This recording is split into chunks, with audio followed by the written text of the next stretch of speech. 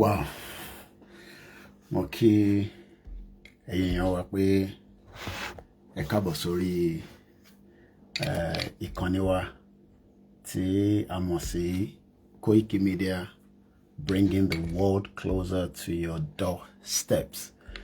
Èní ni 7th of April 2026, 11:26 a.m.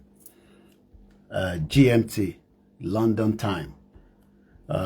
Good morning, good afternoon, good evening, and welcome to Koikimedia. You're one sentence away from launching your website with closer to your doorsteps, where we bring all the news, where we bring everything that you need to know, especially facts and figures. As I always say, one of the best platforms that brings out the best narratives and analysis, not just on the current affairs, but also on what we are going to be discussing today.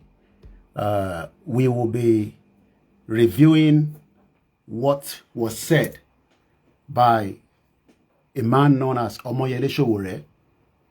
But before we go into that, an article was released on Sarah Reporter. I've seen it. Sowore said, and I quote, "Sunday Igboho, my principal, was funded by President Bola Ahmed Tinubu." Wow. This is what I want to discuss, and this is what I want to share with you all. So mo kí gbogbo ẹ̀yin olólùfẹ́ wa káàkiri gbogbo ibikíbi lágbàáyé tí ẹ bá ti ń gbọ́ mi. Ẹ jọ̀ọ́, fídíò tí mò ń ṣe yìí, èèyàn kankan ò gbọ́dọ̀ gbé lọ sórí page wọn. We will flag it down. I want everybody to come to my page, watch it, comment, and put your own information. If you cut the video, if you pick up the video and put it on your own channel, whether you're copying it from Facebook or YouTube or TikTok, it is our copyright, and we have not given anybody the copyright to the video. A press release is going to be out before the end of this broadcast. You have every right to use that press release to do your own narratives. But before I go further, like I always say, Mokiya to Bimi Lomo. She died last year, but I'm grateful. Very, very grateful that somebody like her brought me to this country. Since I've been in this country, I have retrained myself. I have done everything possibly best within the Nigerian community. Yes, sometimes we might say things that people might not be happy with. Sometimes we might do things that people might be upset with. But my late mother always says something. No matter how upset you are, when you come on a live show, get the information to the people. Put your anger behind. I have a bottle of water. Because sometimes you see certain things and you want to react. So, and I've also been told by my team to put the message as clearly as possible for the benefit of doubt. Not because of my principle, not because of my relationship with him, but we just want the fact to be out there in the public. So let me first again, Koko Dupe Lowo Iyami, my late mother. I will continue to be grateful to you every blessed day. You brought me into this country on a clean record, and I will maintain that clean record. We don't have to tell lies. We don't have to fabricate things. We can always condemn, push things. We want Yoruba nation. There's no doubt about it. Some people want Nigeria to remain like Omoyele Sowore. Some people want Nigeria to dissolve. This is everything I'll be discussed. Please share this important broadcast.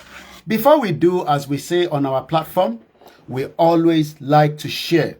So I'm sharing the program. I'm hoping that you will help me to share as well. Please tag you Omoyele Sowore. I know he's in Nigeria. Please tag him. Or if you have the wife, let the wife come and watch what the husband have said.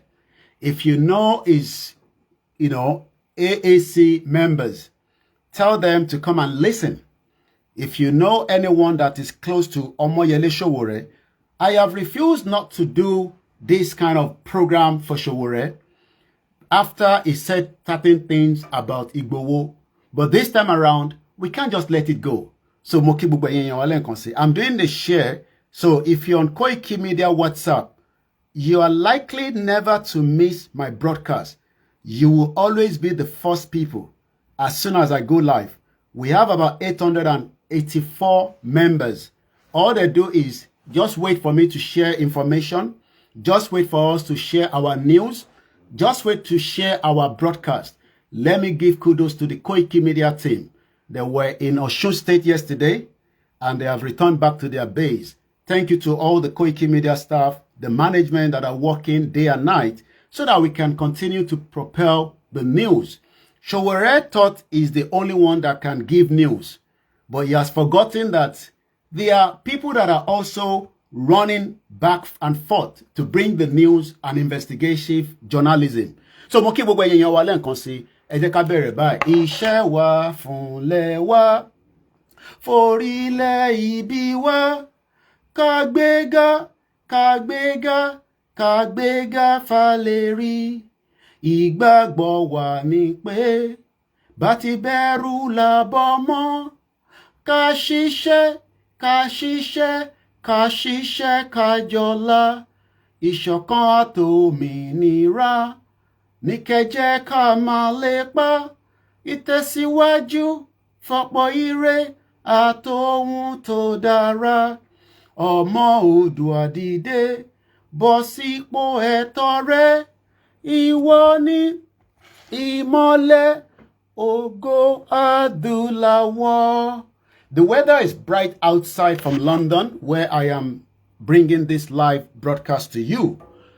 It is just 11:30 a.m. in the 7th, because I like to put dates, because whatever we are doing, now I know it is important, because after we die, like my mother have died now, up to the point of her death, she knows a lot of things. But the moment she has died, we will only continue to remember her from there. So that when the next generation are watching this kind of videos, they can know facts and figures.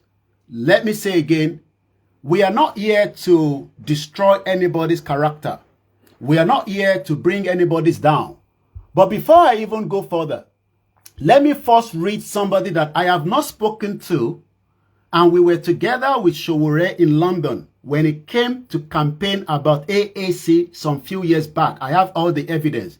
His name is Engineer Olusegun Okpanuga. We have not spoken. He has just joined this broadcast, and the first two comments he has put out, we have not spoken. We don't have any kind of conversation before coming on air. He says, and I quote, Tinubu did not fund Igboho. Sowore lied and changing narratives. Engineer Olusegun Okpanuga, that also has some relationship with Sowore, because a lot of us have Sowore as not just a Yoruba man, as a Nigerian that we believe in at some point. But he has put it, and I said, Tinubu did not fund Igboho. Sowore paro, ó wá fẹ́ change in tí wọ́n pè ní narratives. Let me say this again. Welcome. Please share the program, because you will contribute. You will add your own input so that we can balance it. Ó jẹ́ kí n jáde kí n ṣe bí ọmọ ọ̀tá gbirigbirigbirigbiri. But I think I've gone past that stage now. And I'm sure a lot of you will respect me if I just conduct this program without putting some kind of sentiment around it. I know certain things I can say in Yoruba. Tí máa ránṣẹ́ sí Sowore padà. I know certain things and words I can use that he will be crying wherever he is. But let's do it in a civilized, and maybe you have every right to say whatever you want to say for Sowore. I want to start the Twitter space. I will speak in English and I will also speak in Yoruba so that we can get those that are commenting at the moment about this narrative that Igboho was funded by President Bola Ahmed Tinubu. That we know is a big lie. But why is Sowore going after Igboho? That is the first question we need to ask. Kí ló dé tí Omoyele Sowore is going after Igboho? Because first and foremost, Sowore will never, in another 30 years of Nigeria, will be a president of the Federal Republic of Nigeria. So be it if Nigeria is still existing. Sowore can never get any kind of revolution to start in Nigeria. He doesn't have the capacity, the tenacity to start a revolution. He can speak grammar from here to thy kingdom come. He can put out all kind of narratives. Omoyele Sowore, you can never be the president of Nigeria. Tinubu has been the president. Hate him or like him, disregard him, disrespect him. But Sowore, did you bring Buhari to power? Omoyele Sowore, ṣé ìwọ ló gbé Buhari wọ ìjọba? And why are you now, for whatever reason, political reason, trying to now destroy Igboho's name? Because Igboho has aligned with Tinubu. At least, give and take, whether as Nigerians or not, Tinubu and Igboho are still from the southwest. And moreover, Igboho has every right to support any candidate. Yes, you might not be happy with certain utterances. That is politics. You cannot be saying that because of such, you have now gone back to put out a narrative that Igboho was funded. Do you know the meaning of funded? And let me explain to those of us that probably never know. Igboho was never a member of Yoruba Nation. Igboho was just doing his own thing about security. Igboho was going for security that was having a big impact that Sowore was never able to dissolve or solve. Sowore could not go into the forest to go after the Fulani terrorists. Igboho was able to do so. Igboho did it very good, without any compromising, without being funded. But he decided that since the government of Buhari that Sowore brought to power was unable to curb the Fulani, Igboho now said, well, let us dissolve Nigeria. And if Igboho has returned back to say that maybe for now we can do things in the political way, let me work with President Bola Ahmed Tinubu to look into the insecurity matter in the southwest that Sowore could not look into. Even his hometown in Ondo State, as I speak right now, is under a serious danger. And I believe, Sowore, you need Igboho more than anybody to look after yourself and your family and those of your relatives and your network that are being killed on a daily basis in the southwest part of Nigeria. But you're not interested in that. All you want to do is to destroy Igboho's name. I will not sit here and be alive and tolerate such. You can speak, I can speak. You have lived in America for decades. I have lived in the UK for 29 years.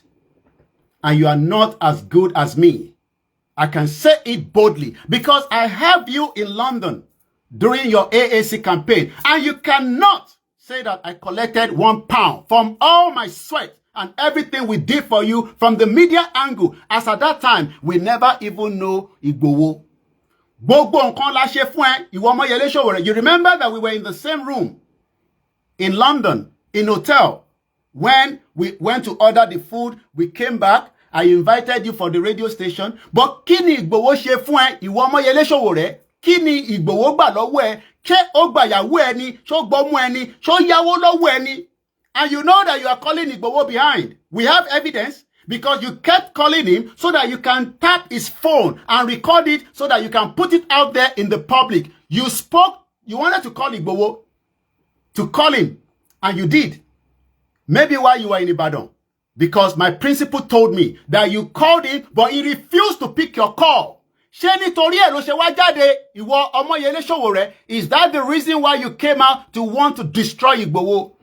Because Igboho refused to pick up your call when you were in Ibadan. Remember, you were in Ibadan just some few days ago. You kept calling Igboho, but Igboho knew that if he pick up your call, you are going to record him, you are going to set him up. Igboho is not as stupid an idiotic like you. Igboho is a smart man. It does not matter how many times you have lived in America. Igboho has also lived in Europe, just like you. But let's take it one at a time. Ẹ bá mi pé Omoyele Sowore, òun ni mo fẹ́ fún ní èsì padà. Kí ni Igboho gbà lọ́wọ́ ẹ? You will provide us that evidence. That evidence, I don't need your source. Because as a journalist as well, I will not give my source out to anybody. I will never give my source out to anybody. But I want you, Omoyele Sowore, to prove with evidence. If you cannot prove with evidence before the end of this month, kó jẹ́ra mọ́ ẹnikùn. Gbogbo tó bá ní, gbogbo tó bá sọ, gbogbo tó bá ń ṣe, gbogbo tó bá gbèrò lórí Igboho, kó jẹ́ra mọ́ ẹnikùn. Ìwọ Omoyele Sowore.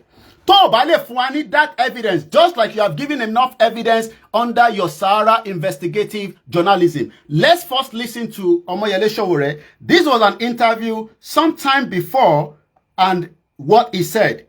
This is what you said in that radio interview. I have prepared for you. I have bring some few facts that people have wrote, because people have already questioned your character.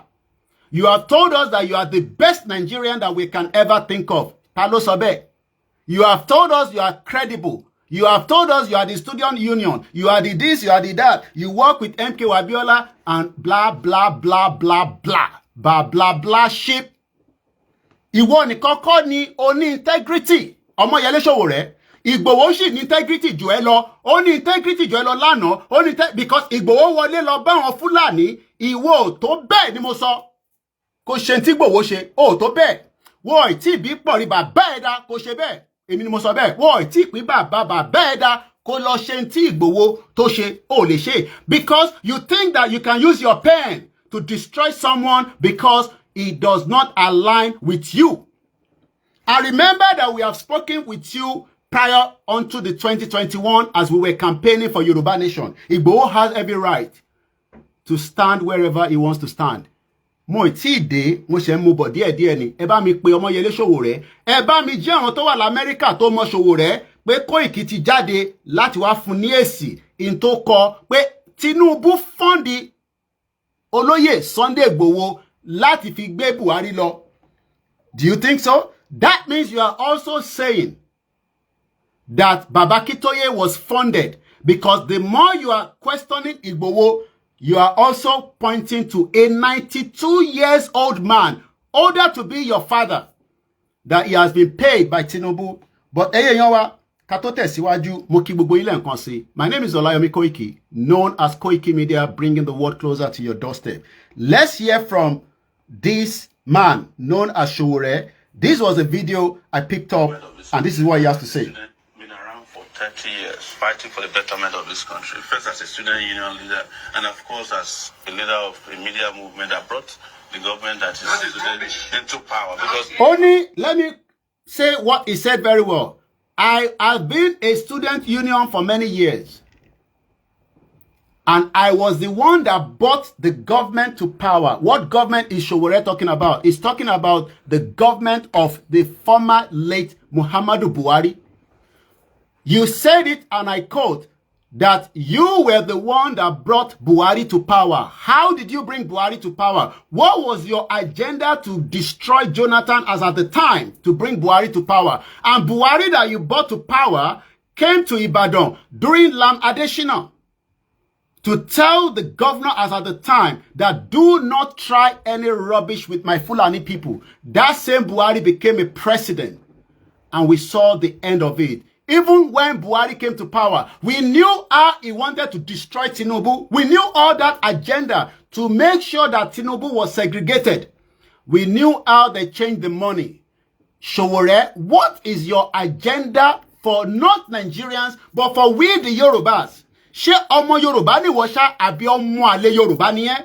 Mo bí ẹni o. I'm asking you a question. Ṣé ọmọ Yorùbá ni ẹ́ ni àbọ̀ ọmọ àlè Yorùbá ni ẹ́? I am speaking to Sowore. Like I said, let everybody watch this video on my platform. You dare not pick this video and drop it on your platform. I will flag it. I want people to come and see what I have sent back to Sowore. Like I said, let's listen one more time to what Sowore said. 30 years. fighting for the betterment of this country. First, as a student. What betterment of this country you have been fighting for? You have been fighting for your pocket. Let me quickly go to this document that was written by another investigative, brilliant Nigerian journalist. Hate him or disagree with him, his name, I quote, is David Odoye.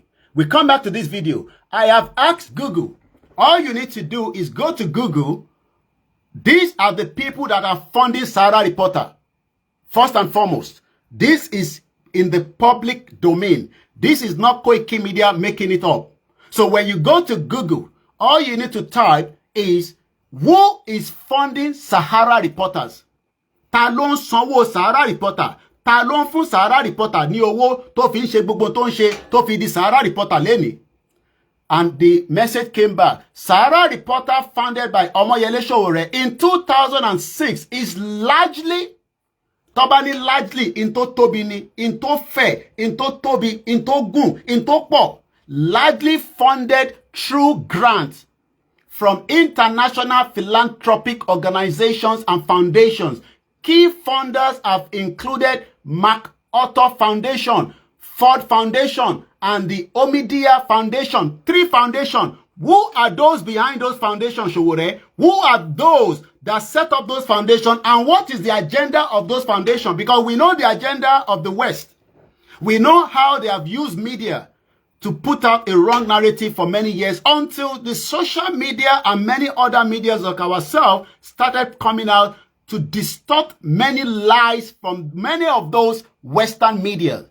Are you also using your media to put out the wrong narrative in Nigeria so that you can be able to get your own intention or your own attentions as you like all the time? Because we know what your attentions are. Once again, I'm asking, who are you to talk to Sowore, to Igboho, that Igboho has collected money? But what is Sanwo fún Igboho? In President Bola Ahmed Tinubu. We come back to that. Even if, and I use the word even if, but we know that there is an agenda. As 2027 is getting closer, you don't want to destroy Igboho alone, but you probably want to bring another agenda like you did with Buhari to government. Gbogbo àjọ wà lẹ́nu ẹni, àjọ wọ ṣòkòtò kan náà, èmi àti ẹ Sowore láti sin lọ. Been around for 30 years, fighting for the betterment of this country. First as a student union leader, and of course as... Not to me, not to the public, speaking public. Not just what people said. Any video of me campaigning for Buhari, any meeting between me or Buhari, right? Any article I wrote on behalf of Buhari that asked Nigerians to vote for Buhari. The same Omoyele Sowore tó ń sọ fún èèyàn kan pé kó provide evidence is now coming out without no evidence, which is garbage and rubbish, to say that Igboho collected to destroy his name. But we will not sit back and allow you to do so, because Igboho did not start the Yoruba Nation campaign. Maybe some of you didn't know that. And I can tell you categorically, when I was able to have some kind of contact with Igboho during my when I went to the Nigerian embassy after the late Tolulope Arotile died, Igboho called into my program live, and that was able to give us your evidence that Sowore, you have that evidence that President Bola Ahmed Tinubu funded Igboho to bring Buhari's government down. So are you saying that Igboho should fold his hand when Fulani were mening, killing up to date? Is that what you're saying? So what Igboho did as at the time in to vote for Buhari instead of just making up stories based on making up stories. Where did you find out your own evidence as well? This is Sowore. I want us to listen to this video. This is Sowore celebrating with the people in the north after Buhari came to power.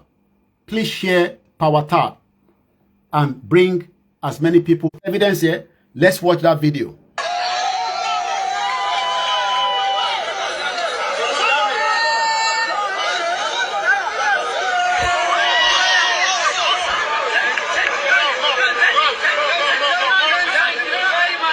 That is Sowore there celebrating when Buhari came to power. Maybe you don't know. I have been part and parcel of the Yoruba Nation movement from the day one. Let me first clear that for those of you that didn't know that. I have been part of the Yoruba Nation as soon as we have that information coming from Babakitoye. Igboho was never one of it. Because Igboho's agenda was to go after his life. Babakitoye paid him a visit. And as a Yoruba man, you were also invited. You were called by the Yoruba World Media. You, Omoyele Sowore, are invited now. Shebowa sorry Yoruba World Media.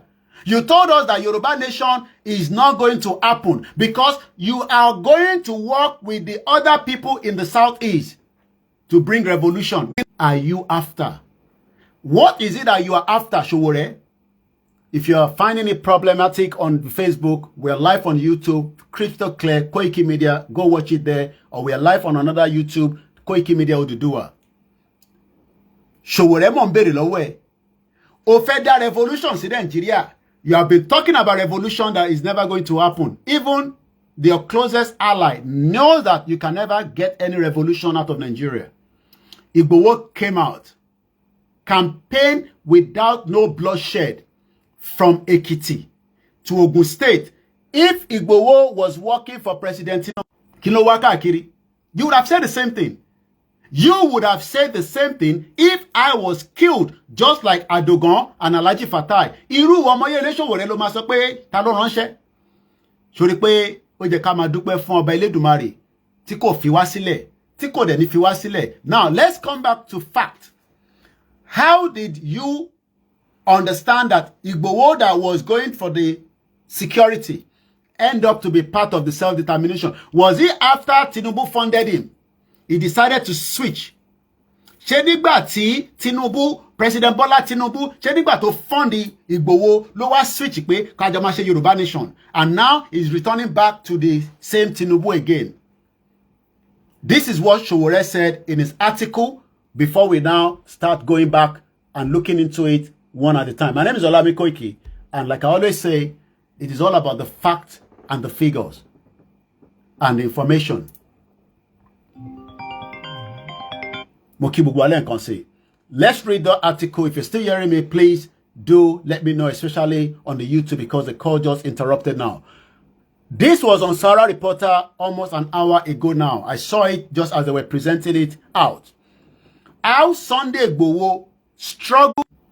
How would Sowore have got that information if that information was true? But Sowore knows that that information is not true. Sowore knows that that information is a lie. Because Sowore was never part of the Yoruba Nation struggle. He was invited, but he refused to join. Because he's looking for revolution with the people from the Southeast to bring down Nigeria. But we wanted a Yoruba war under Koikimedia and under many of us to be bloodshed. So the question now is, where did you find out that Igboho was funded by President Bola Tinubu? When? What date? Where are your receipts? Where are your... Because as an investigative journalist, as you call yourself, Omoyele Sowore, ó jẹ́ kó ní evidence yẹn, kò jẹ́ kó kọ́kọ́ sínú paper, ó jẹ́ kó ti ju evidence yẹn sí gbogbo àgbáyé pé. You must understand that Babakitoye is the leader of the Yoruba Nation struggle from the beginning. And he's still the leader. And Babakitoye has many others that have also do what we call supporting the Sowore Reporter. Omoyele Sowore made a claim during a recent episode of his Times podcast release on Monday evening, where he spoke on political dynamics that shaped the agitation in the Southwest. Ṣé ni wọ́n máa ń ṣe bí ìgbà tó yẹ pé ìwọ nìkan ni olórí mẹ́fà? Ó ń ṣe bí ìgbà tó yẹ pé ìwọ nìkan ló dájú nínú gbogbo ilẹ̀ Yorùbá. Ìwọ nìkan ló ní integrity. ìwọ nìkan lọmọ Yorùbá tí tó fẹ́ that during the time I met you, I asked you for what I could have asked you to pay for my service. You could have paid for my service when you came to London and we were helping you to promote your AAC. And even all those donations and every support that you got during that period. You know that a lot of people have questioned it as well. So you cannot come and tell us that you have the same integrity and character. Like I said, I come back to that. Fiery human rights activists don't come. Nobody will vote for you, not even your family member, not even your close allies, not even your friends, because nobody believes in you. Omoyele Sowore has stated that the Yoruba Nation agitation led by Sunday Adeyemo Igboho, it is led by Professor Adebanji Akintoye in support on a full chest by Igboho. This is the mistake that a lot of people keep saying. We have a leader. Igboho has every right to be a leader. But he knows that Baba Akintoye is the leader. And Ogba from Baba Akintoye, nyonyo. And if he decides that he wants to go for security and work with President Tinubu, on China's television this morning, they were talking about state policing. President Tinubu also knows that the fact that insecurity is a problem. We need many people that can help the government to support the government when it comes to security. Should we say because we are asking for Yoruba Nation? Oh, because we are asking for Yoruba Nation, our people should be maimed and killed. If you're having problem, go to the YouTube. There's not much I can do on the other network that you're listening to, especially those of you on TikTok. Bear with us because like I said earlier, we are working on my network. It will be resolved in the next couple of days. So let me say it again, Sowore. Níbo ló ti wá sọ pé Baba Akintoye tí ó jẹ́ leader. That means que Baba Akintoye náà gbowó ló ń sọ yẹn. So you are almost the same with Mayegun in Scotland that was abusive of Baba Akintoye, just like he's opening his dirty, stinking mouth on Igboho as well. Ọmọ àlè Yorùbá lẹ́yìn méjèèjì. Let's go further. Yoruba Nation agitation that was led by Chief Sunday Adeyemo Igboho was secretly funded by President Bola Tinubu to destabilize the administration of the former President Muhammadu Buhari. And would that kind of words tó jáde lẹ́nu ọmọ àlè Sowore pé President Bola Tinubu fund Igboho. Remember that this is not the first time that people are saying that. We had an audio that was out in the public domain that somebody also said that Igboho collected 50 billion naira. And everybody ran with that information. Even though the person did not have any evidence. Oh no, we also know that somebody said that Igboho collected money from Tinubu in Lagos. The question is, why Kini in Kontori, Kilo me obeto say? Because you are saying, and I quote, that Tinubu, the president, funded Sunday Igboho to destabilize, because Igboho, like I said, was not involved in the Yoruba Nation struggle at the beginning. So at what point did Igboho came in to destroy Buhari's government? Because the same Buhari that we wrote letter to, the same Buhari that we protested against across the board around the globe, you are now coming out to say that Sunday Igboho lọ́wọ́ President Bola Tinubu. Ṣoripo orí ẹ ò pé ọmọ àlè ni ẹ́. Torí ìwọ bá pé ni gẹ́gẹ́ bí ọmọ Yorùbá, ó jẹ́ kó fún wa ní ẹ̀rí ni. Kò ń ṣe pé kò kàn fẹnu sọ lásán, wàá fún wa ní ẹ̀rí. Ẹ̀rí yẹn la máa wá work pẹ̀lú. But ó lè mẹ́rin jáde because ó mọ̀ pé irọ́ bánsá ló ń pa. Irọ́ bánsá ló ń pa. Ta ló ń ṣiṣẹ́ fún gangan?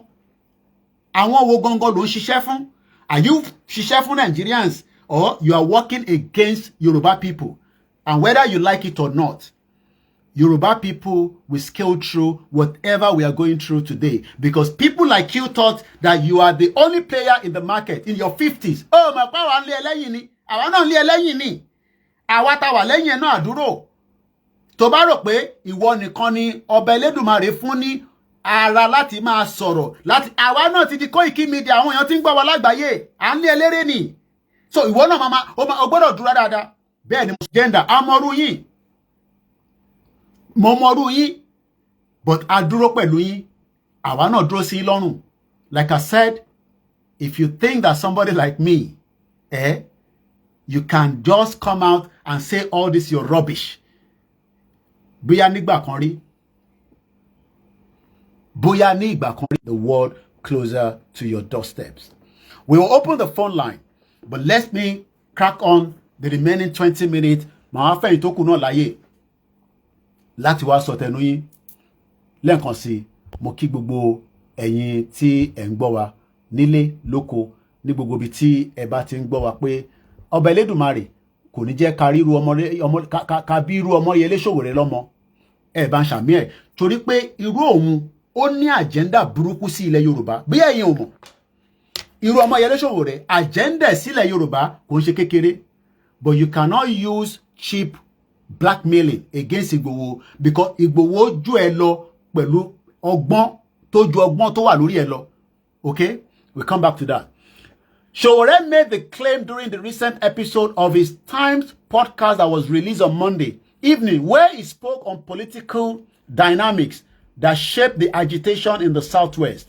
According to him, the agitation was not entirely organic. Orí ẹ ò pé, orí ẹ kò pé. Báwo ni wọ́n ṣe mọ̀ pé kò wà organic?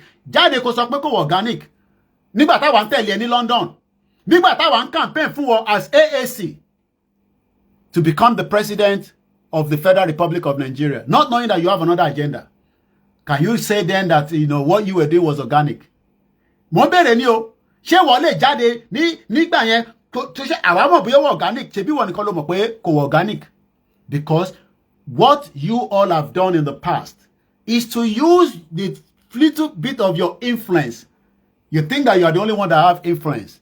Ó kù díẹ̀ gbogbo à ń padà bọ̀ nínú Nàìjíríà yẹn. Sori tí wọ́n ṣe yẹn àwa náà máa ṣe tiwa. You are not the only one that are the most influential person in Nigeria. There are many people that are speaking every day around the world that are Yoruba people.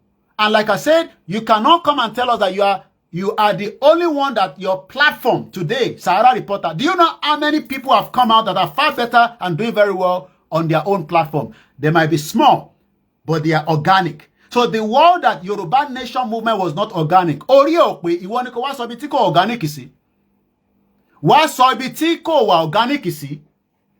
Because you know that Yoruba Nation was organic and you were using your own revolution to try to destroy it.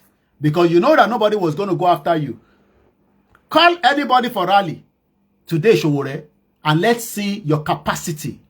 Not in Yoruba land, but even in Nigeria. Have we not seen it? Is that not the same you that they will call you for rally and protest and then before you know, oti kanle oti salo? Wa ti salo? Àbí bẹ́ẹ̀ kọ́? Ìwọ ọmọ Yẹlé Sowore, àbí kò ń ṣe wọn náà là ń rí tá bá ti bẹ̀rẹ̀ protest oti salo? We did protest across Yoruba land and we stood our ground because it's our fundamental right for what we are asking for. So let's go further. He further claimed that Tinubu, feeling sidelined by the northern political interest, allegedly resorted to backing separatist agitation. Sowore ọmọ àlè, bomb bastard ọmọ àlè. Ó ní nítorí pé agitation táwa gbé dání. Tinubu wá rí pé àwọn northerners wọ́n máa sideline òun. Ó wá báàkì àwa tá à ń ṣe Yorùbá nation. Ẹ gbọ́ ọ̀rọ̀ lẹ́nu ọmọ àlè. Ẹ gbọ́ ọ̀rọ̀ lẹ́nu ọmọ àlè Yorùbá. Àbí bẹ́ẹ̀ kọ́? Kò ń ṣe wọ́n ní Fúlàní pa àbúrò ẹ̀, àbó ti gbàgbé ni. Do you remember that we helped you to also push it out when your brother was killed by the same Fulani? Àbó ti gbàgbé. Kò ń ṣe Fúlàní ló pa àbúrò ẹ̀ ni. Ọmọ àlè nìyẹn. Torí pé ìwọ gbàgbé ni. Wọ́n ní ẹni tó yàgbé máa gbàgbé, bọ́ ẹni tó kò ní gbàgbé. Ìwọ gbàgbé ni. Let's go further. And he looked at it and said, I help you guys to get to power. Only Tinubu sọ pé ó máa help àwa láti gba power. That is what Sowore ọmọ àlè tó ń sọ. You guys don't want my candidacy. I am going to tell Yoruba people to leave. He started funding them. That means pé Tinubu fún wa ní ọ̀pọ̀lọpọ̀ owó. Àbí bẹ́ẹ̀ kọ́? When we were struggling to have money to do a lot of things that we wanted to do for our peaceful campaign that was not revolution like you wanted. Because when you're talking about revolution, you are talking about people, blood will be shedded on the floor, which Baba Akintoye was against up to date. In back and secret, Baba Akintoye never wanted any bloodshed of Yoruba people, not even other Nigerians. But you wanted to use people from the southeast against Yoruba people to destroy Yoruba land. o rò pé àmọ́ bó ṣe lọ àbí bẹ́ẹ̀ kọ́. So you are saying now that for the period of Yoruba nation that is still existing, that Tinubu was funding us. Mo ní orí ẹ kò pé rárá, ọmọ àlè. Sowore also accused Buhari administration of attempting to eliminate Igboho without knowledge of Seyi Makinde. Ta ló bẹ̀ ń ṣe? Ta ló rán iṣẹ́? So Buhari, being who he is, came and tried to kill Igboho, and without informing the governor of the state, they brought special forces from Abuja to come and kill Sunday Igboho, he claimed. Ṣé wọ́n ló set Igboho up tó fi mọ̀ yẹn? Mo bẹ̀rẹ̀ ni o. Ṣé wọ́n ló set it up? Because you can never be trusted. You can never be trusted. Let's go further. Recounting the controversial raid on Igboho's residence in Ibadan, lè fọ̀rọ̀ Igboho sílẹ̀, because Igboho is the brand that you needed to do your leverage. Because another set of people, what in the day? O rò pé wọ́n nìkan ni ìwọ bàbá 50. O rò pé wọ́n nìkan ló wà lórí ọpọ́n. Àwa kan tí ń dìde, àwọn kan tuntun tí ń dìde lẹ́yìn tiwa. And like you said, lọ́wọ́ àwọn tó wà lẹ́yìn ẹ̀gan to initiate, wọ́n ti fi ẹ́ sílẹ̀. Wọ́n ti fi ẹ́ sílẹ̀. Ṣèbí lára àwọn ọmọ tó ń bẹ́ẹ̀ ṣiṣẹ́, gbogbo ló ń pè wá lẹ́yìn táwọn fún ní 10,000, táwọn fún 20,000. I have evidence. Lára àwọn tẹ́jọ́ ń ṣe AAC tó lè fund dáadáa, they call me, they say they need money, we're giving them money. Bomb bastard, ọmọ àlè. Gbogbo owó tó ń gbà, ibo kí ló fi ń ṣe? Gbogbo owó tó ń gbà, kí ló fi ń ṣe? Gbogbo owó tó ń gbà lọ́tún lósì, kí ló fi ń ṣe? Ìyẹn ni very dark man ṣe náà máa tiẹ̀ mọ́lé. Tó bá bí ẹ̀dá lọ ṣe tí very dark man sọ, bí a kò ní tiẹ̀ mọ́lé. Have you got billed out? Idiot all over the place. A ṣẹ̀ṣẹ̀ bẹ̀rẹ̀ ni lórí social media yìí, ìwọ ni kọ́kọ́ ló ní airspace. Tí wọ́n bá ti kọ́ tiẹ̀, àwa náà máa dé ẹ lóhùn. Tó bá tún jáde, tó bá tún sọ mi, máa tún jáde fún ẹ. Idiot all over the place. Let's go further. Only Sunday Igboho was in that house that day. Báwo ló ṣe mọ̀? But he was hiding. Níbo ló hide sí? Ọmọ àlè. I told everybody till date I was with Sunday Igboho on the day after he was attacked, and there was no blood on his body, and there was no any kind of injury. Ó fẹ́ mọ̀ dí abájọ ni Sowore. Ó fẹ́ mọ̀ dí abájọ ni àìmọ̀ dí abájọ ló bí ẹ nínú. Ó ẹ fẹ́ mọ̀ bí Igboho ṣe kúrò nínú ilé. Ẹ lọ pé bàbá Igboho níbi tó wà níbi tí táwọn Elédùmarè fi sí níbi tó wà. Irú ẹ fẹ́ mọ̀ bí tí Igboho gbà jáde. Ẹ rò pé Igboho fo fẹ́ǹsì ni ọmọ àlè. Bí èyí lẹ sọ pé Igboho máa dológbò. Lẹ ṣe pa ológbò lẹ́gbólógbò lọ́mọ àlè. Ṣé bọ́mọ Yorùbá nìwọ? Ṣé bọ́mọ Yorùbá nìwọ pé rọ? Ṣé bọ́mọ Ìlàjẹ ló pé rẹ l'Ondo State?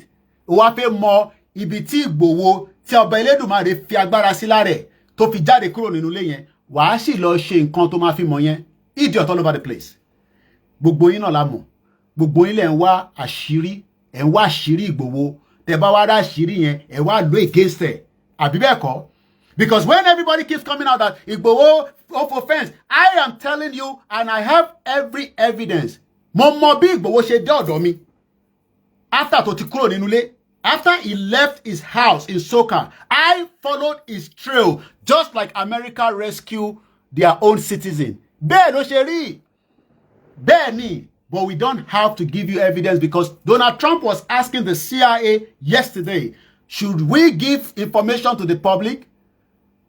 If otherwise, I can still jail you. The CIA said, we will not give you any information. So you tell why Shiribi Igboho ṣe dé ọ̀dọ̀ Koikimedia, ẹ túbọ̀ máa wá. But I can put my hand on my chest that Igboho came to my place on the 1st of July 2021. Àjọ sùnmọ́jú ni, ẹ̀yàn màlè, bomb bastard. Lọ bèrè lọ́wọ́ America bó ṣe rescue fighter jet wọn tó sọ̀kalẹ̀, bó ṣe rescue ọmọ yẹn, olùkọ́ máa sọ fún gbogbo àgbáyé ni. America boasts that they are the best in it. Igboho will continue to be the best among all the Yorubas. Ẹni tó bá ní agbára ju Igboho lọ kó jáde, kó ṣe tí Igboho náà bá ṣe kárí. Ká lè máa dúpẹ́ fún yín. But for now, Igboho was able to leave that house without any single bullet in his body. Not even any mark. I was with him all the way through. A young Mali, bomb bastard, idiot all over the place. And nobody dare pick this video and put it on your own page. Enikowa will order Koikimedia. You dare do that, that page will go down. He added that the alleged operation was intended as a warning to Tinubu. They wanted to kill him so that Tinubu will know that they were not playing. That is what happened, Sowore said. So ìwọ ti di script writer. Ìwọ ló mọ bí gbogbo ẹ ṣe lọ ní July 1st 2021 ọmọ àlè tó bá jẹ́ pé wọ́n pa Koiki sínú ilé níjọ́ náà bọ́ ọmọ àlè ọmọ Yorùbá olórí burúkú yìí bó ṣe máa sọ̀rọ̀ náà ní sí nìyẹn. Tó bá jẹ́ pé wọ́n rí Ìgbòho pa sínú ilé ni ẹ lè imagine irú nǹkan tó rọ àwọn ilé máa sọ lẹ́ni. But Ọlọ́run fẹ́ jẹ́ ká rírú ọ̀rọ̀ tèmi sọ náà ni. Ọlọ́run tó bẹ lẹ́yìn Koikimedia tó ń bẹ lẹ́yìn Ìgbòho tó ń bẹ lẹ́yìn bàbá Kílò. Mo ní mi ni the last man standing. Àjọ máa mú kan lẹ́tàn whether you like it or not. Ìgbòho will continue to endorse and support Tinubu. Tó bá wùn ẹ̀ kó lọ já sómi kó máa bá lọ. Problem ti ẹ nìyẹn. Ẹnu ẹ̀ lájọ wà. Ẹnu ẹ̀ ní gbogbo àjọ wà yìí. And very soon èmi náà ń bọ̀ nlé. Mo ń bọ̀ nlé ó kù díẹ̀. Ìwọ̀nba díẹ̀ ló kù. Bóyá next year la máa dé ni. Bóyá yẹ̀ yìí ni. Ó kù díẹ̀.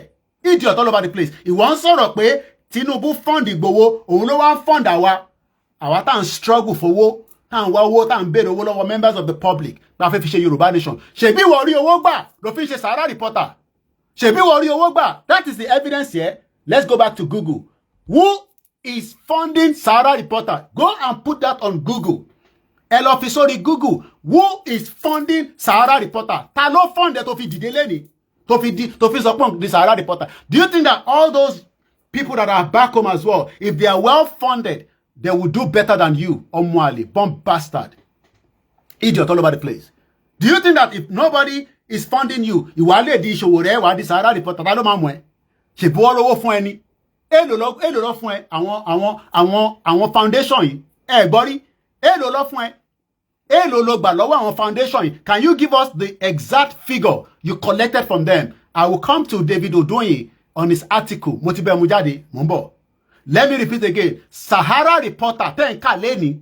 Ten sọ pé Sahara. Wọ́n kówó fún Sahara tó fi ń di Sahara leni ni. Bẹ́ẹ̀ ni, àwọn kan ló wà lẹ́yìn wọn náà ni.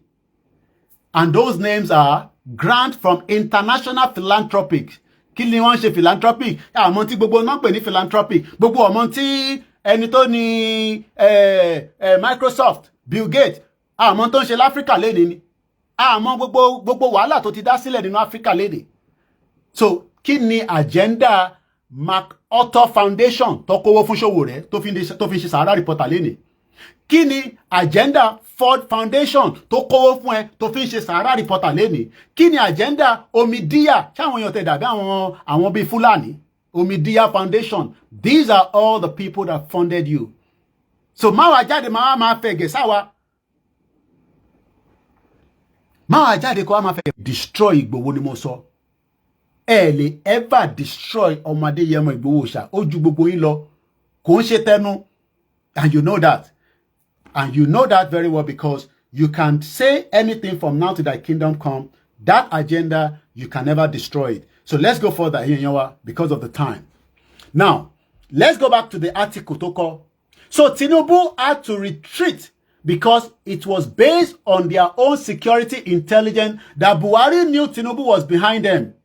But they had already achieved what he wanted to achieve, which was to scare Buhari people to know that he has the capacity to disrupt the country. Abibeko, the same Buhari. So that means you were more happy that Buhari did everything he did. And that's the evidence I've played in that video. Because you know what I do now? Because nígbà tí Buhari wọlé, you were so excited with the Northerners. Because you have an agenda. So, ṣé Tinubu ò ní right láti the president? Is Tinubu not have the same right to be the president? Why did Buhari never wanted Tinubu to be the president? Oh, ṣé torí pé wà ń ṣe Yorùbá nation?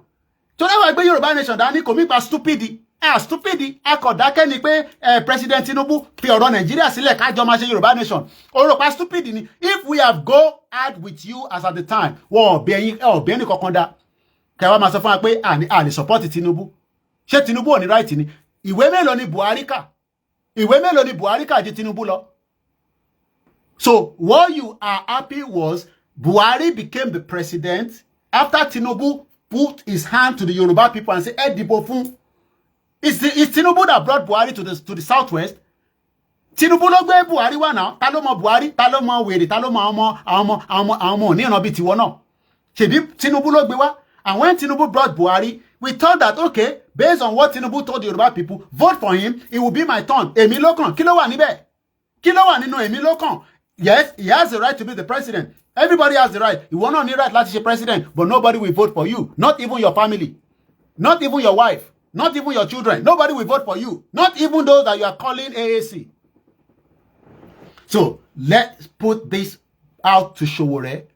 There is no amount of distort information in 2026 that you can use to destroy Yoruba people.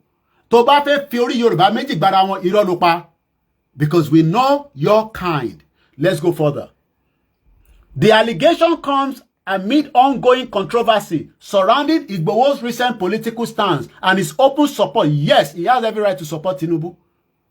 Because nígbà tí Tinubu gbé ṣù tó gbé Buhari wá, ó sọ fún Buhari pé màá mú ẹ lọ sọ́dọ̀ àwọn ọmọ Yorùbá ní Southwest. Wá dìbò fún ẹ. Tẹ́ bá dẹ̀ ti ṣe tiyín tán, àwa ló máa kàn. According to the rotation, Southwest was meant to have the presidency, regardless of whether we were campaigning for the dissolution of Nigeria. That is the current rotation. It comes back to the Southwest, and the person that thinks that he can be that president based on whatever agenda or whatever arrangement that they have, Tinubu put himself out. But we know what Buhari wanted to do. He wanted to destroy the agenda, the ambition, because everybody have the right to be ambition. There's nothing wrong in that. So why should Buhari wanted to destroy the ambition of another man that will say he wants to be the president? Oh, is it because that we were not interested in that section? So for that reason, we should allow the Fulani to destroy Tinubu. Is that what you're saying?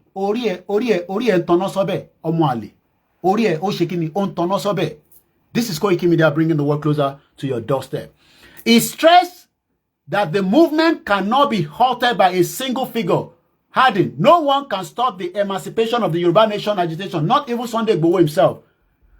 Koiki had also dismissed criticism over Igboho's support for Tinubu, insisting that the activists remain committed to his personal political choice. Yes, I have said so. That is his political choice. And he can do whatever he thinks is still unfavorable for the Yoruba people. Ṣé ká fi àwọn Fúlàní sílẹ̀ kó pa wá tán? Ṣé ká fi àwọn Fúlàní sílẹ̀ because a fẹ́ Tinubu? Oh, ìtòrí a fẹ́ Tinubu nísìn. Oh, I don't want Tinubu. Oh, hey, Tinubu. Oh. And they must finish us in a country where security has become a daily butter that many people are facing millions of naira and many problems. Idiot all over the place. And on that note, let's quickly go to TheRippleNigeria.com. This was written by David Odoye. How many of you know him? He's an investigative journalist like Sowore. So Sowore rò pé òun nìkan làwọn tó ṣe Sowore ó ti dàgbà. Àwa tá wà lẹ́yìn ẹ̀, àwa náà ti ń gbìyànjú. Ọlọ́run dẹ̀ ti ń dé ìgbìyànjú wa sáde. So kí ni nǹkan tó wá ń sọ? Kí ni nǹkan tó ń sọ? Àbí? Kí ni nǹkan tó ń sọ? Kí ni nǹkan tó ń sọ? Let's quickly read this article from Odoye. Sowore is not who he claims he is. The biggest plant in West Africa, sponsored by the U.S. intelligence agency, David Odoye. This was an article 11 months ago, May 13, 2025. Let's read according to what David Odoye knows. I don't know what he knows because everybody has their facts and everybody knows where they find their information. But what I am saying to you, give us your evidence that we were funded. Because if you say that Tinubu was funding, I may as well be saying that I was funded. So I need to know which of my account did Tinubu pay the money to? Which of the account that the Sheyi Tinubu paid us? Ori Okpe Omo Ale. Nigerian investigative journalist David Odoye has exposed former presidential candidate of the African Action Congress, AAC, in 2023 general election, Omoyele Sowore, claiming his stance as a revolutionary activist is just a front, as he is the biggest plant in West Africa who is sponsored by U.S. intelligence agencies. Let's read further. David Odoye, who made the assertion in a post on his verified X handle, which was former Twitter, on Monday night said, Omoyele Sowore, the publisher of online news platform Sahara Reporter and the convener of #RevolutionNow, is a front ẹni tó ń gbáwájú undercover ẹni tó fẹ́ jẹ́ kó mọ̀ in tó ń ṣe gangan. Because tó bá mọ̀, ó mọ̀ pé àṣírí máa tú. Undercover agent for the agency, whose major task is to destabilize African countries through subterfuge. Wọ́n ní Sowore, David Odoye ní wọ́n plant ẹni. Ṣé torí ẹ̀ làwọn yẹn ṣe fún ẹ lówó? Èló gan ló gbà? èlò lówó tó san fún ẹ, because we know that it's not a small money. Let's go further. He specifically mentioned, I have given you the 3 names. David Odoye mentioned those names in this article. Let's read further. He specifically mentioned some of the agencies allegedly sponsoring Sowore's platform, to include the Ford Foundation, MacArthur Foundation, and Omidyar Network, who are all US agency. Àwọn US ló ní agency yẹn.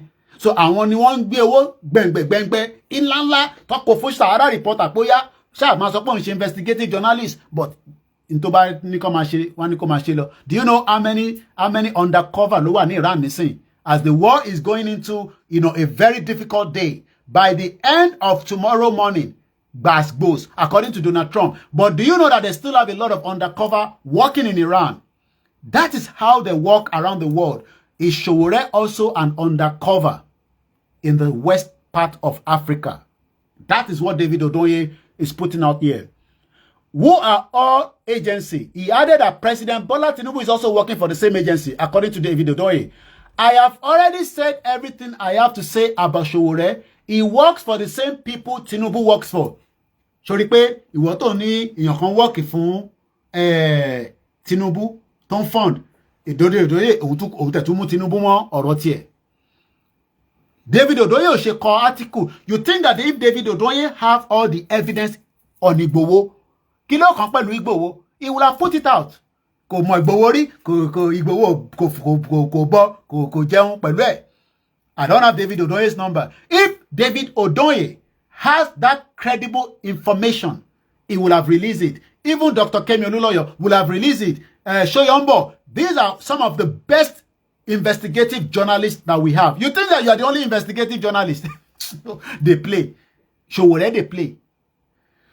Just because he wears the beret and shout #revolution now, some people think that in and of itself must put him against the status quo. Meanwhile, the oldest trick in the Western Foreign Intelligence book is to infiltrate and subvert revolution space using their funded Trojan horses. We know that America does it. We know all the countries around the world that does it. They wanted to have a revolution in Iran in December. Oh, fail could work. Yes, it's something that they do. Wá sponsor àwọn kan, wá kówó fún wọn, wá filtrate wọn. Wọ́n ní Sowore, wọ́n ní Ren, wọ́n náà ń ṣe, according to David Odoye. And I'm not sure whether you have taken him to court. Ó ti gbé lọ court, àbí? We're almost there. They have literally gone as far as embedding their undercover agent like Sowore into organizations they want to infiltrate and getting them to even marry members of this organization and raise kids with them. And it's about Monton undercover. Let me tell you something. I've lived in the West for 29 years. Sometimes, wá fẹ́ obìnrin mi, àbí kọ́kùnrin fẹ́ obìnrin, wá jọ máa gbé ilé bí ọkọ àti táyà. Ọkọ ní mọ irúṣẹ́ tóbìnrin yẹn ṣe, obìnrin gan ní mọ orúkọ tó kàn ṣe. A dẹ̀ máa lọ sí normal day job ẹ̀.